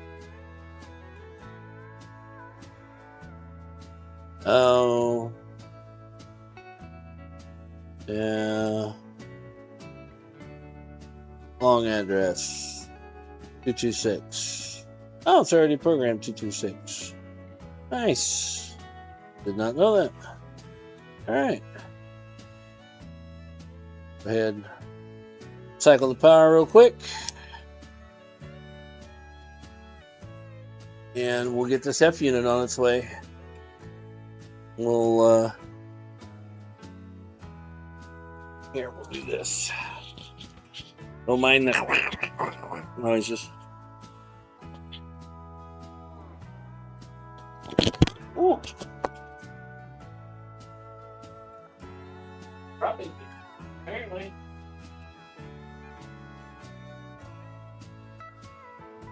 Alright. So,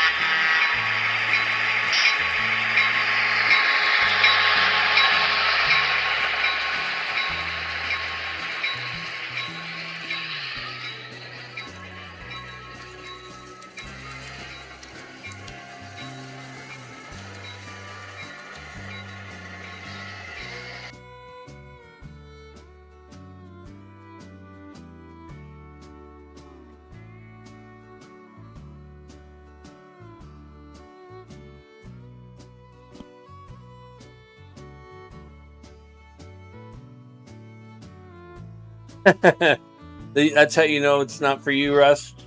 Is because how loud it is. Why is this so loud? My mic's being really obnoxious. Okay, there we go.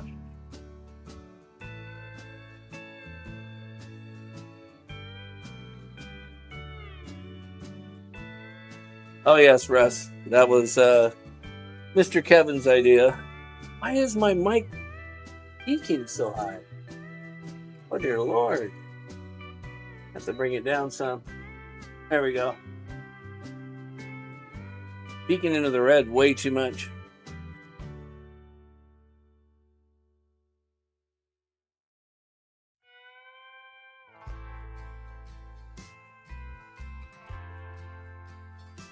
Perhaps the lower light?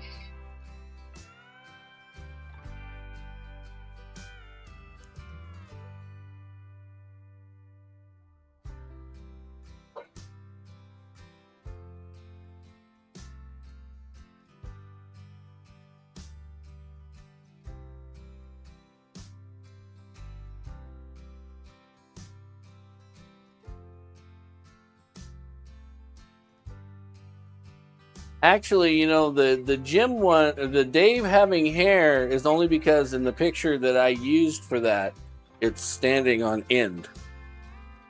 So what he does have is standing straight up.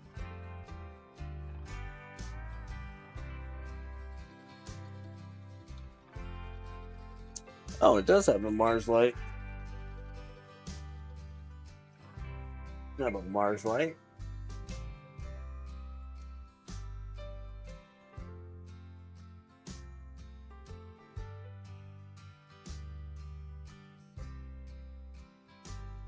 All right, so now we got the BNSF on its or the SF on its way.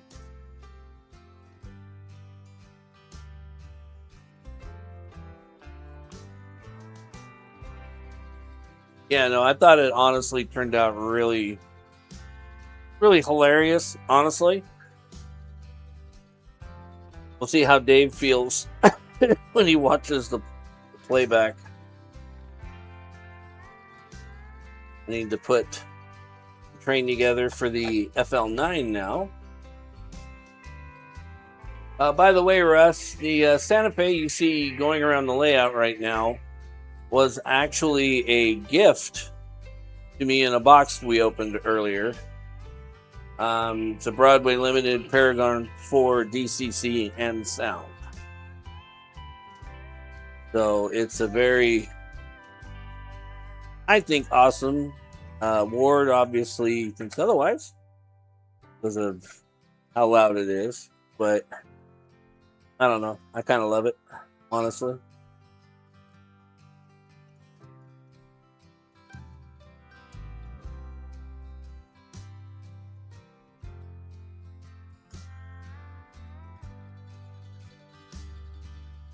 Okay. Getting the rest of the container train off the tracks.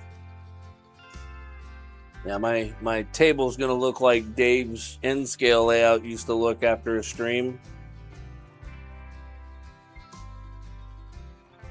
BNSF, you sent a video. Okay, that's what you sent. All right. That's not all, Russ.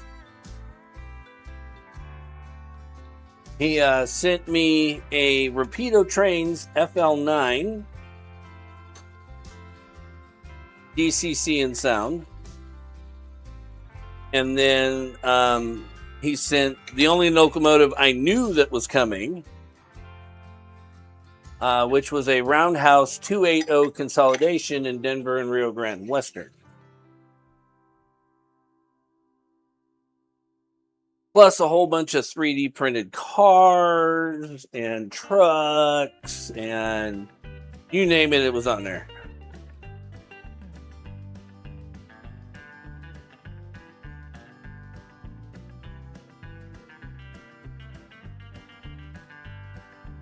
You know what?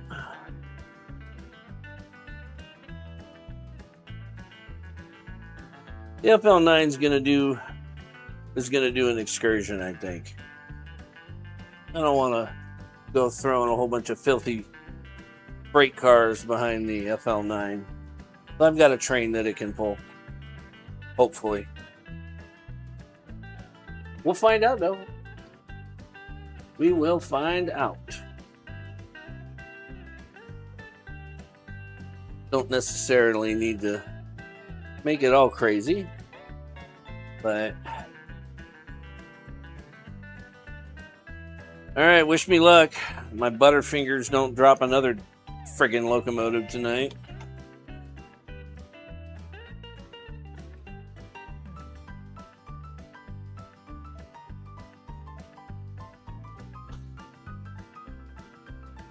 All right, where is my re-railer? Where is my re-railer?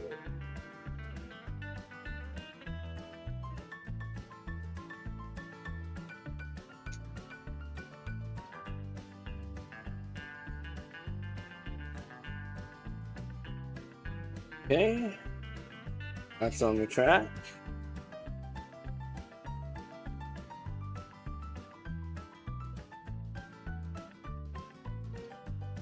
Uh-oh. What the? Oh boy. Wow, this is... All right. Things are literally going off the rails.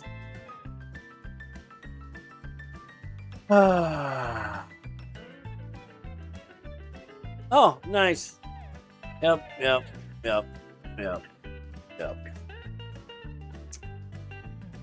don't know why this all derailed right there.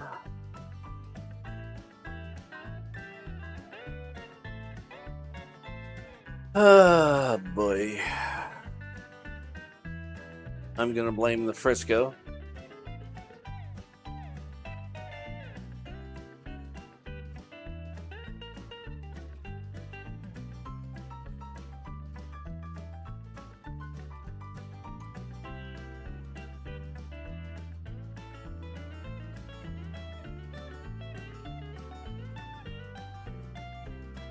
All right, well, Santa Fe's train just got even more abbreviated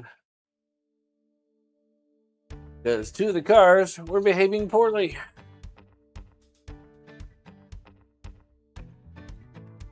Don't know where I just put the Frisco, but get the Broadway Limited going again. Yeah, hazmat.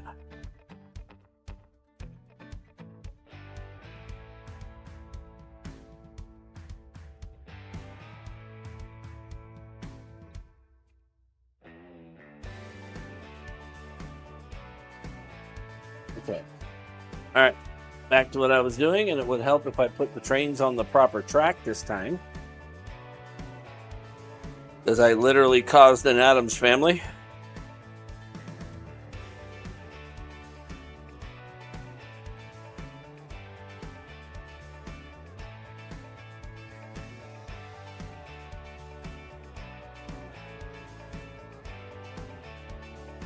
Yep. That is about how the day has gone.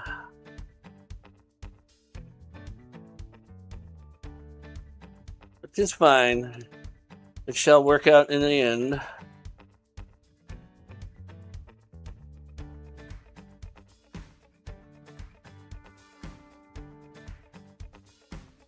Oh. Yeah.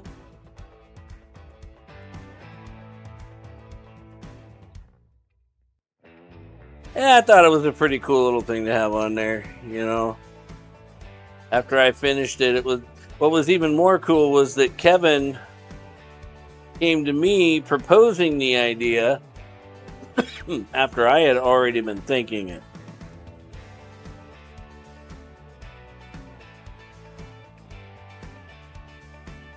So I thought that was honestly pretty cool.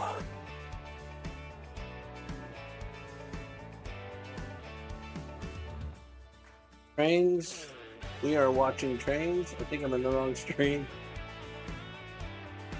Raven, it's all good, brother. Welcome to the absolute shit show that has been tonight. But we're pushing through. It has been a day and a night. You missed some new toys, which I will show once I finish getting off my butt, getting these cars on the track.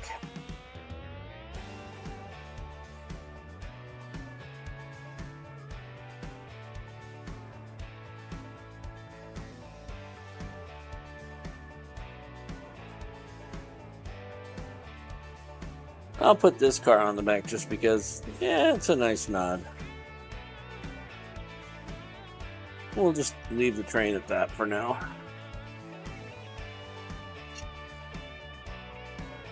Okay, so now the next question is, did Rapido give me any documentation as to what does what? Oh, there's that diaphragm they mentioned. Oh!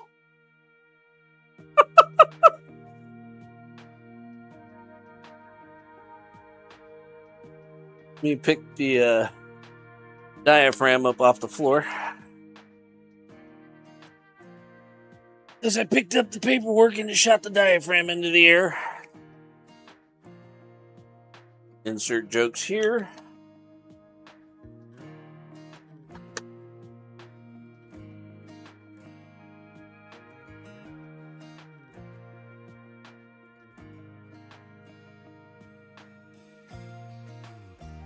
Yes.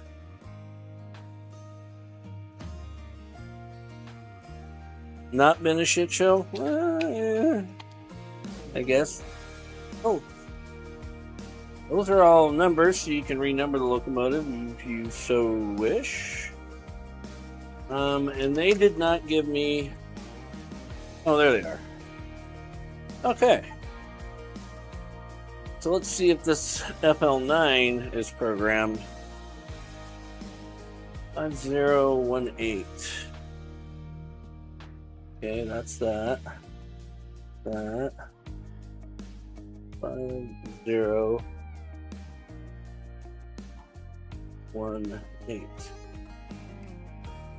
Okay.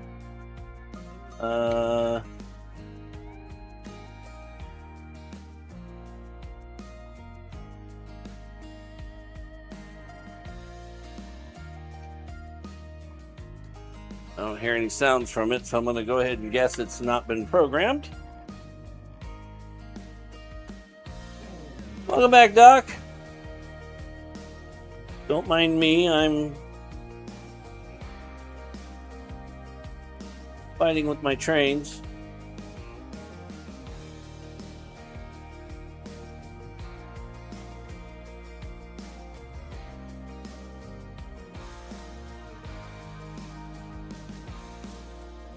It has not started. That tells me it is not programmed. So,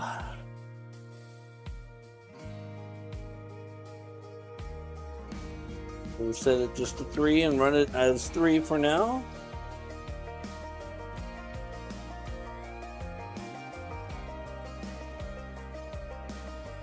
Okay.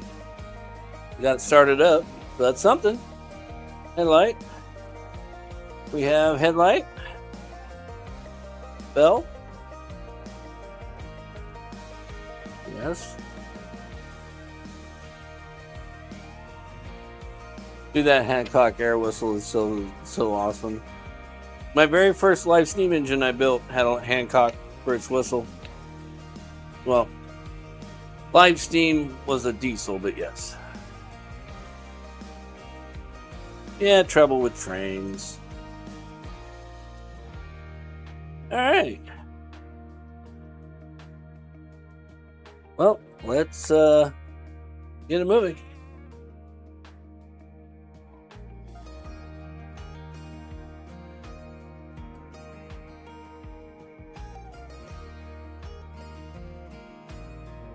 Oh my God, this thing is so smooth. So I can tell you, my buddy Joey apparently never ran this thing.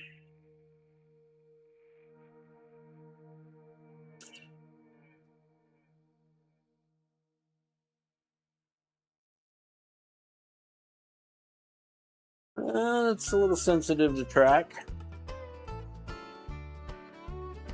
which is not horrible.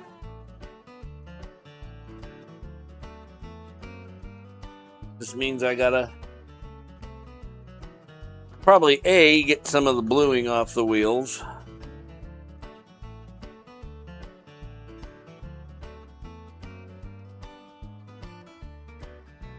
Now we got a proper passenger locomotive pulling a proper passenger train.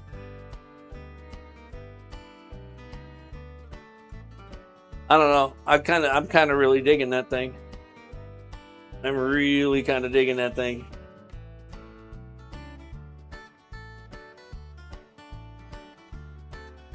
Oh, come on.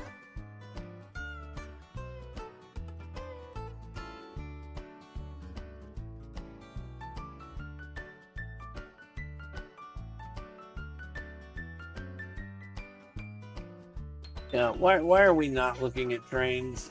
Like, come on. Okay, so I guess the FL9 cannot pull 5 passenger cars. It's actually, ow, kind of a shame.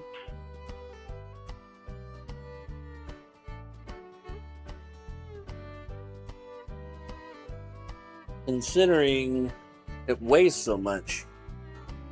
Okay, well, we'll let it get up and around and we'll take a car off and see if that helps.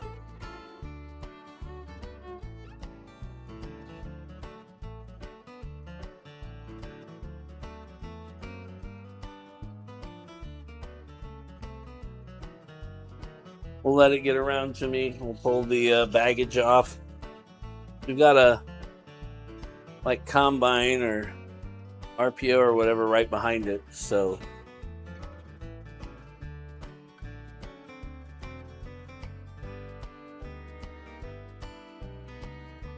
yeah, it's possible.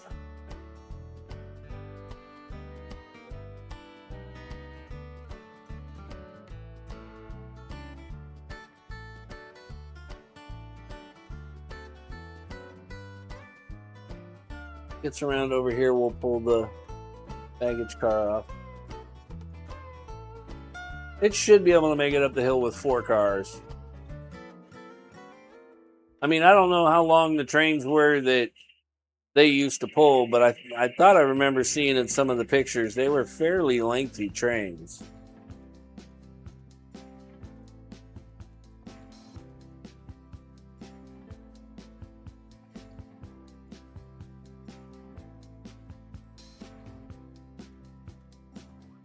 I do not have a Conrail caboose. I do have UP passenger cars, yes. Okay. Why was that such a crime against humanity to get that apart?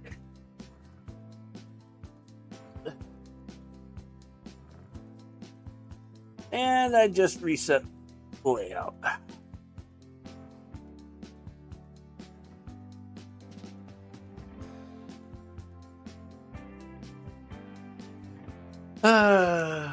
Always something. All right.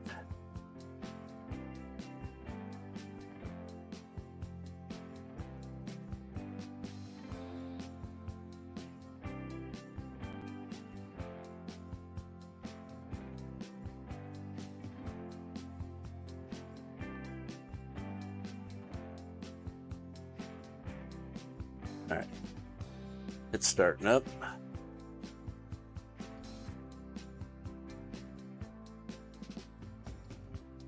Okay, get the F7 going again. And we'll get this going again. Oh, that's right, it's on 03 right now.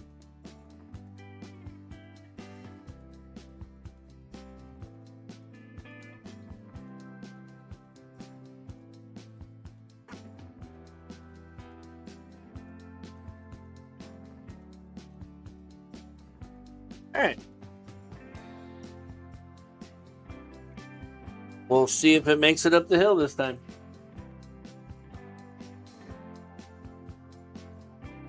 Can you get someone to do a 3D print of the mount? Possibly. Whoa, why is it like... Okay, hang on. We got to stop the scene switcher. Because I need to fix that because that alignment is really bugging me. There we go.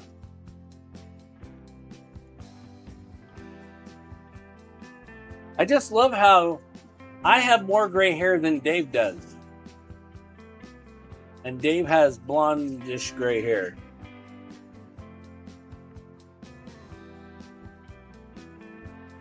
Oh, that's sad, Russ. I hate it when they change stuff like that, especially when it's stuff you're very fond of. All right. Oh my God, it stopped again. It can't even climb the hill with 4 passenger cars?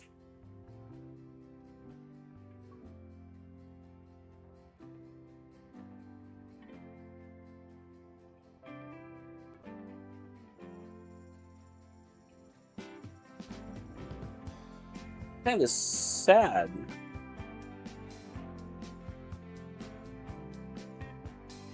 Okay, well, for being such a heavy locomotive, apparently it can't pull very much.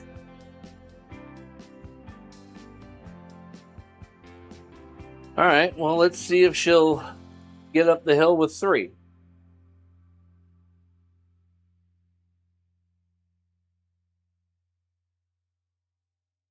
And of course it couldn't hitch.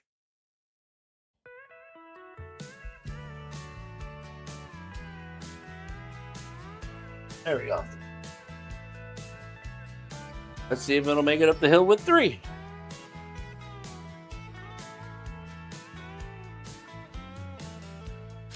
I mean, I know it's 2% grade and all, but come on.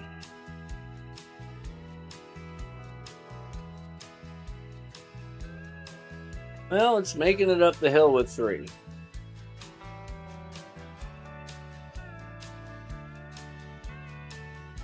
I wonder if I think it has traction tires. I wonder if the traction tires have oil on them.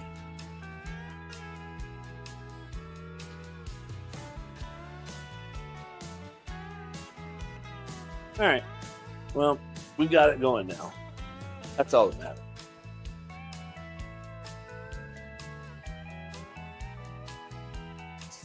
Just tell them to get out and push. Let's get out and push the darn thing. About where we're at tonight. You know, it's very possible, Ward. It could be because I know there's some of them that have so much bluing on the wheels that they just don't get squat for traction until some of that bluing starts wearing off. Yeah, that's possible, Holly. So, all right, well.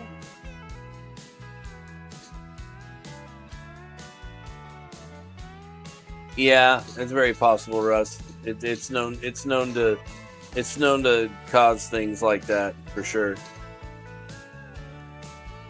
God knows it does it to me enough.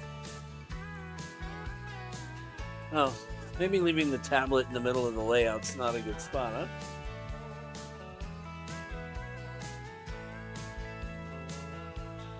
Well, my table's covered in...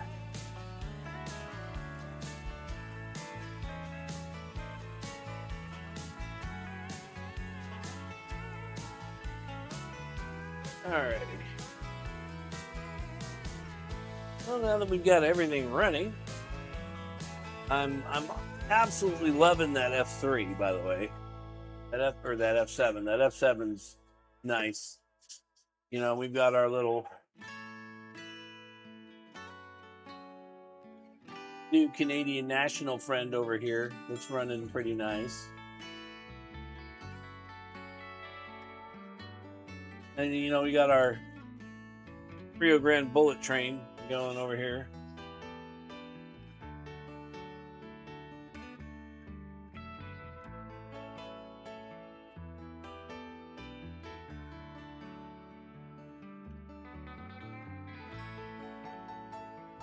Did I just... Oh, I guess not. Okay, well, we go station cam. We can watch the F7 go by.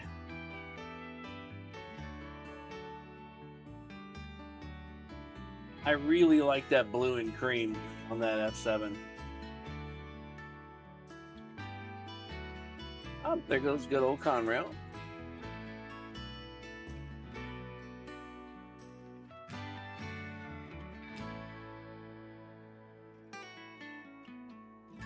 Have to figure out what.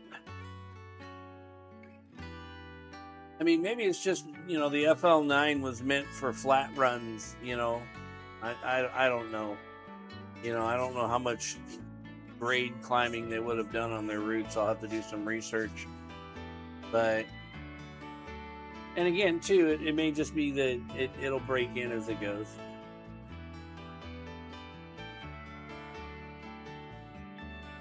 Our nice little Rapido FL9. Beautiful looking locomotive. Sounds really good too, if you're into that kind of thing.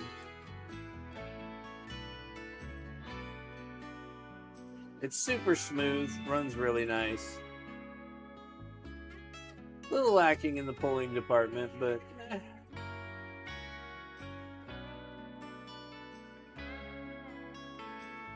yeah. You know, there's a few that aren't quite that lucky, unfortunately.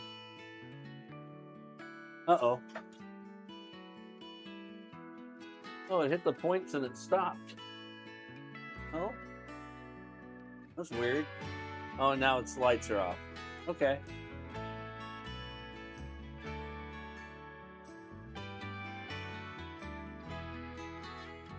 The sad part is I put a lot of work in to try and level the track out, and you can see I really didn't do too good of a job, apparently.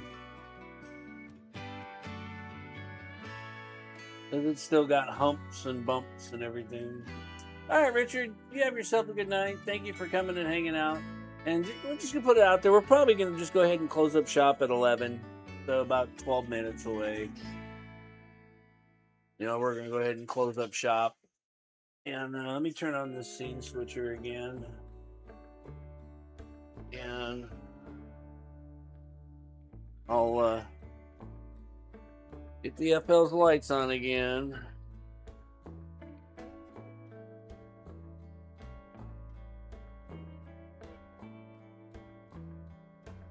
Clean the tracks off here because something got doity.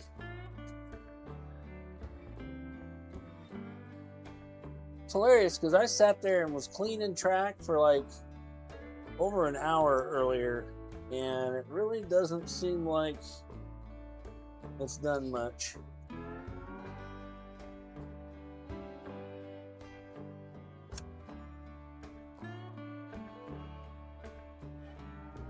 I don't know. Hell, for all I know, it could have been the trip pin on the front of it that caught it. I don't know. I didn't check it.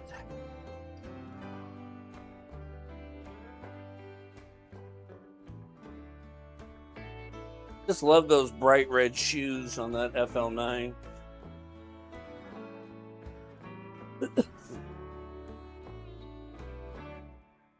Well, it's 2 a.m. for you, Holly, yes.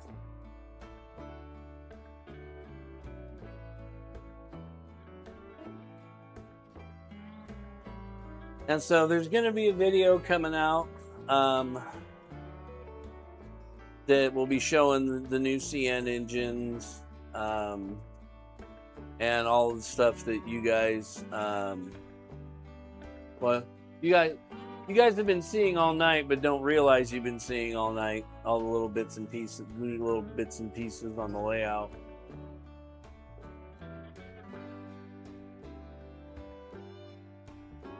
But yeah, not as far as I know, Russ. It was the usual swap out for Jean-Pierre. Look, why? Oh, I know what happened. I must have bumped the camera. Here, let me line that back up properly.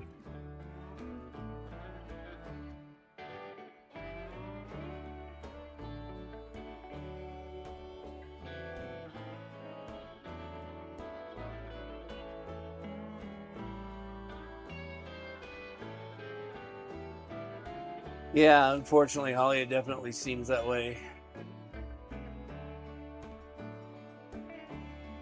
Yeah, I believe next weekend is Kevin's weekend for stream.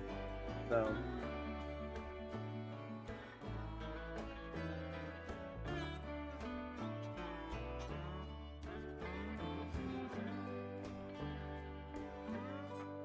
and I gotta tell you, that little F7 is loud. The FL9's not quiet, but really digging that F7. The FL9, I'm sure, will grow on me.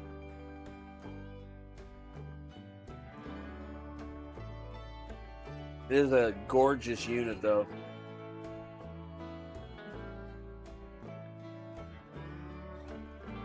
Well, thank you, Andrew. Welcome to the stream. Oh no, what the? Oh, that's nice. The FL9 should definitely have an easier time pulling the cars now. Because for some reason it dumped them almost to the floor.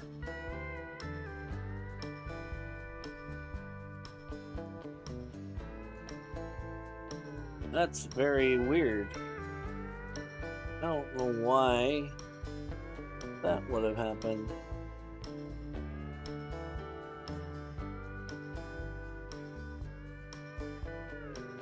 Well, it's definitely the night of, well, like I said, it's been a day.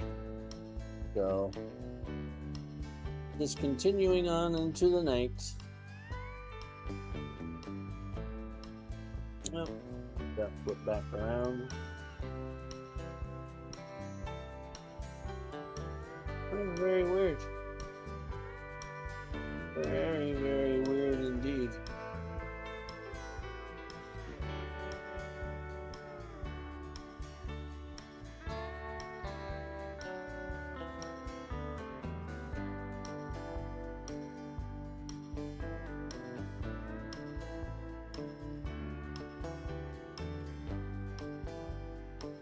Oh, come on.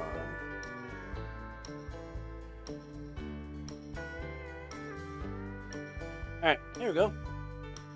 Back on the road. I thought that track leaned out a little bit too much. You know what's funny is actually it doesn't lean out at all.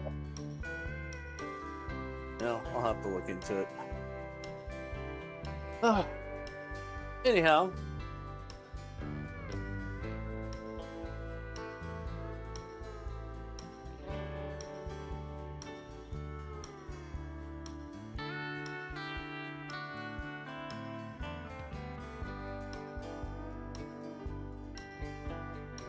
Oh yes.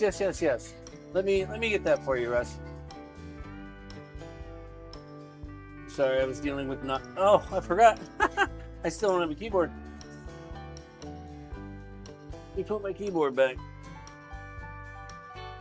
My keyboard's not wireless like Dave's.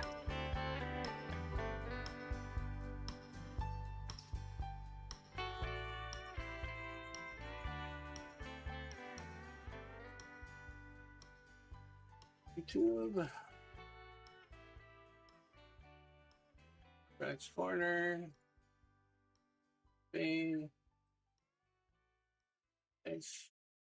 There is Jean Pierre's channel. Oh, thank you, Raven.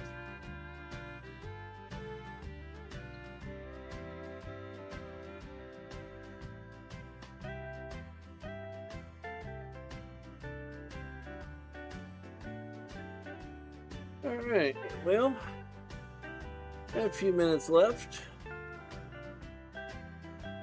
Oh, I did not show off my Hello Kitty train. Thank you, Doc, for mentioning that. All of the misbehaving choo-choos have kept me busy. Okay, I need to look and see.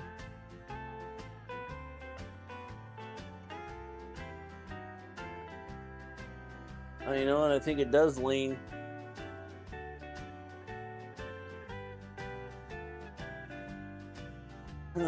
Yeah, I'm gonna have to address that because I can't have that.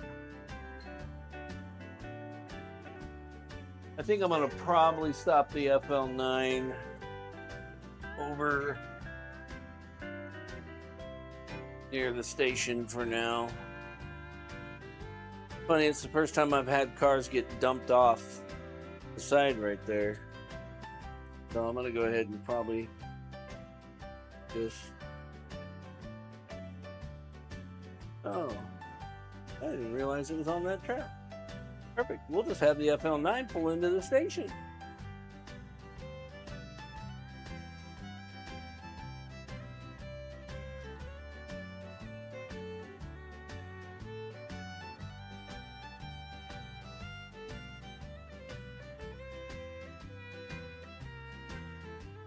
One second, pull this train. Oh, nice. You know what? It can just stay right there. I can't even be bothered.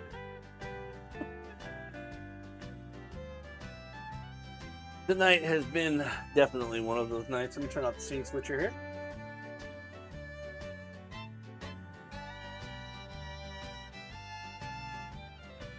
All right, this is one of those nights I could definitely use a drink after. Yeah, this whole day. Alrighty, so there we go. Hello Kitty Comics Shinkansen. This is a 500 series, I think is what it is. Shinkansen 500. Yeah, JR 500. Got the nice little stickers, so you can put the Hello Kitty store inside the train, which actually was there until they shredded the damn train like a couple months ago. This is what the set looks like. Yeah, come on, come on. Yeah. Wow.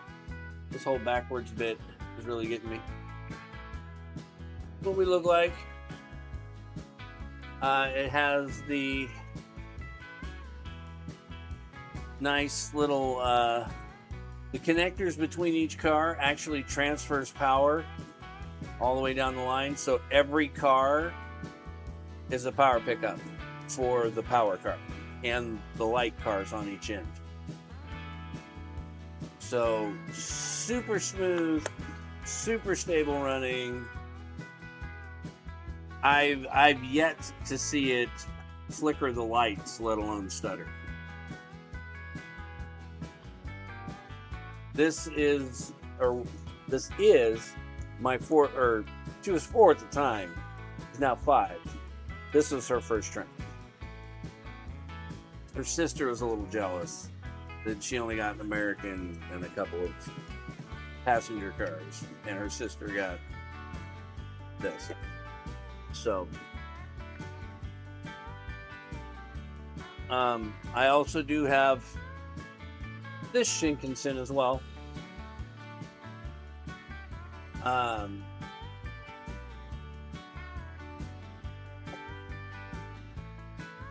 Also a Type 500. Special edition for an anime that I'm really very fond of. Yeah, I'm even such a nerd. I kept the original receipt from when I bought the thing.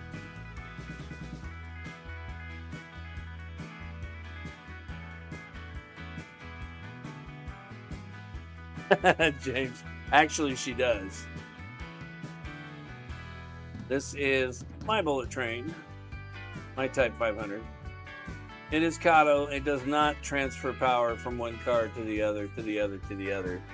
So its lights can and will flicker. But when they get to the point where they're flickering, it's telling me A, clean the track, B, clean its wheels.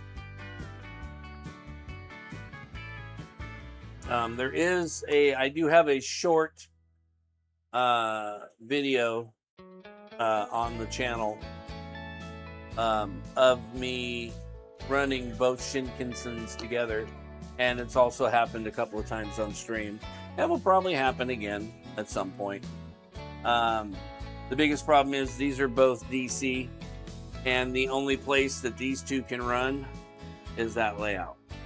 But because that layout is built the way that layout is built, these things can run insanely fast.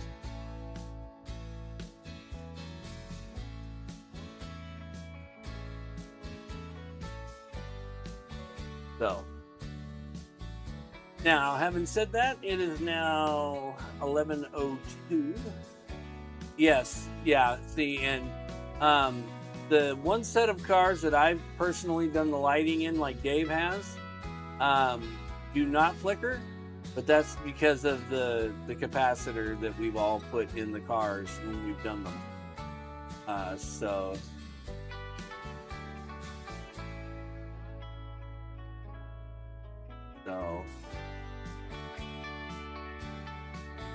James, some of the newer Kato and Tomic stuff is actually DCC friendly, to the point where in the power car and on the each end car, they've actually got a compartment underneath where you can pop it open and then just slide in a decoder.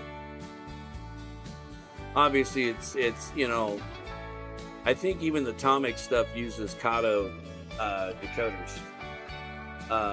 Kato or Digitrax, one of the two, and just uses one of those small little tiny chips. But mine are not. Mine are even though the Hello Kitty is new, it's still not DCC ready. Not to say I can't DCC them, because it's not that hard. And it still is a passenger car. My biggest thing is both of those are going to be collector's items.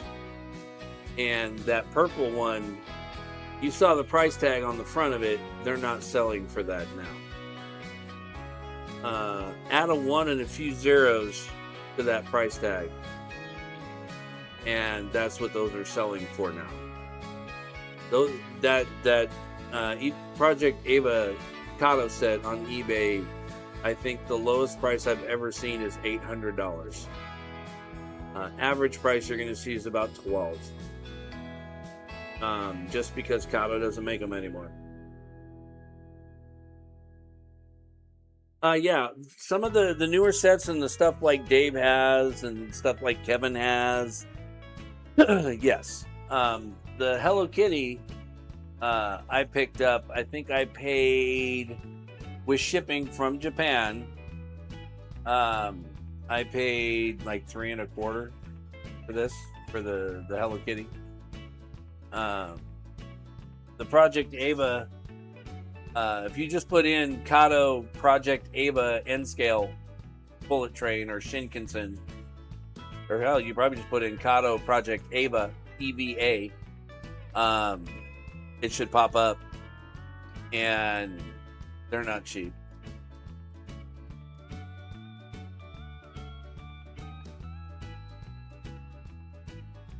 Doc, there are some that are DCC friendly, and I've seen them, but it's mostly stuff like the Narita Express and things like that that are the DCC friendly. The bullet trains. I think no, I think I take it back. I think I've seen there was a Hayabusa set I think that was DCC ready. But yeah, it's not very common because, like Dave did say, and it's pretty true, is the majority of Japan is DC. They literally set up each line has its own dedicated power pack, and you run a train. Like for example, you go to the Kato store in Kyoto, and you can rent track time on their layout, which is freaking huge. Takes up like almost an entire floor in a 2-story building, and it's all DC. So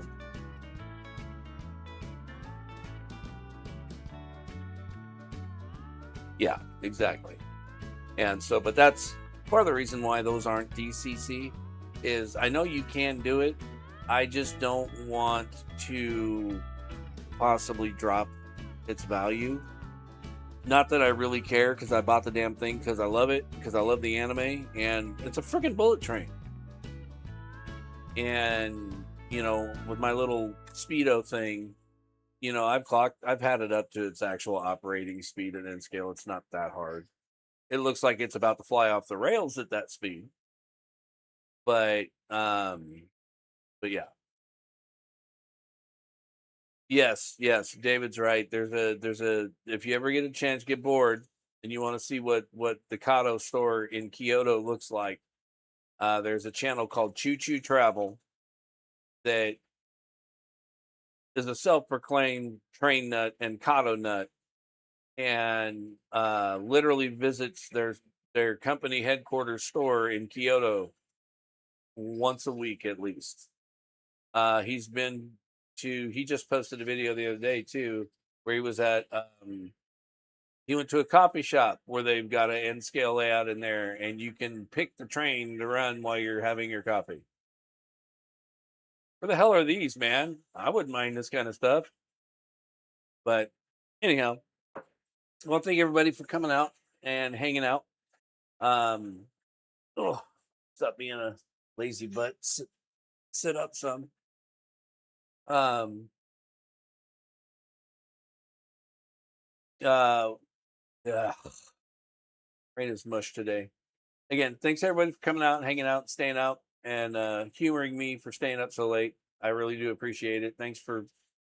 Well, I mean, you guys got plenty of laughs between the constant mayhem and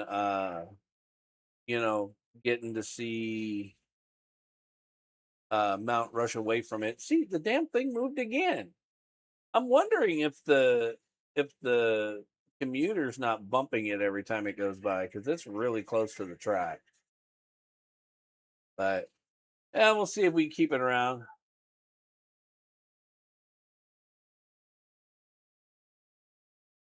So again, thanks everybody coming out.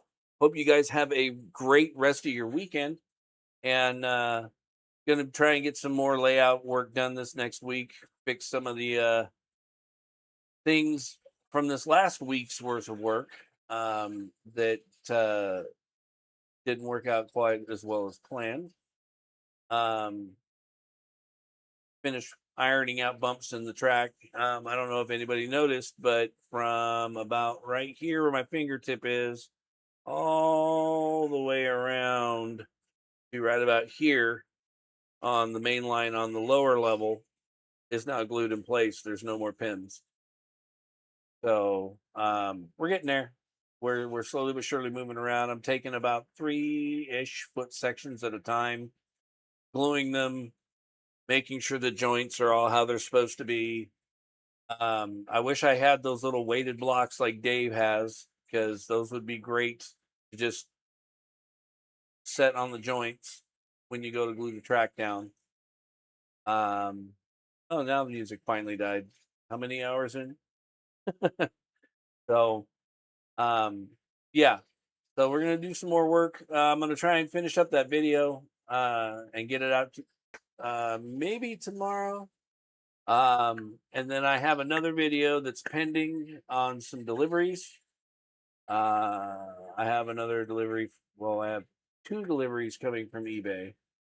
I have a delivery coming from Kato USA for some parts for this F unit on this layout right here. The little CN F unit has some parts coming so that I can get it back up to looking like it's supposed to. And running like it's supposed to, which actually running's not the issue. It's looking, missing horns, fuel tank, headlight lens, little things like that.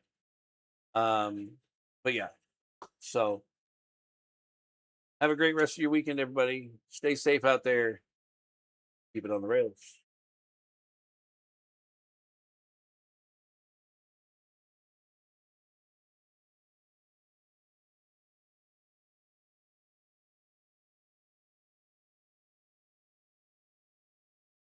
Oh, wait.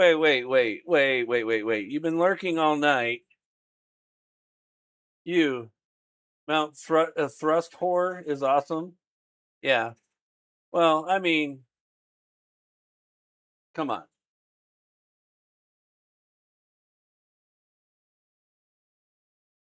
I just think the look on my face being sandwiched between Dave with that grin and Jim with that grin of his, I thought was quite epic. Dave, would you mind letting us know what those weighted blocks are? I know what they're used for. I don't know what they're called. Yes, and Holly is insisting. Okay, Holly is insisting he wants this on a T-shirt with all of our channel information on the back. 1, 2, 3 blocks. Okay. Thank you, sir. I've been meaning to ask you all day, but today has just been a nightmare. As you can see, I have a derailed Norfolk and Western train right there in front of the camera, with the brand new FL9 on the front of it. So, yeah, 1, 2, 3 blocks from Amazon. All right, I'll have to take a look. Yeah, well, Kevin's already said he does not submit to the likeness use. So you have to take that up with Kevin. 1 inch by 2 inch by 3 inch. Oh, okay. Makes sense. 1, 2, 3. All right.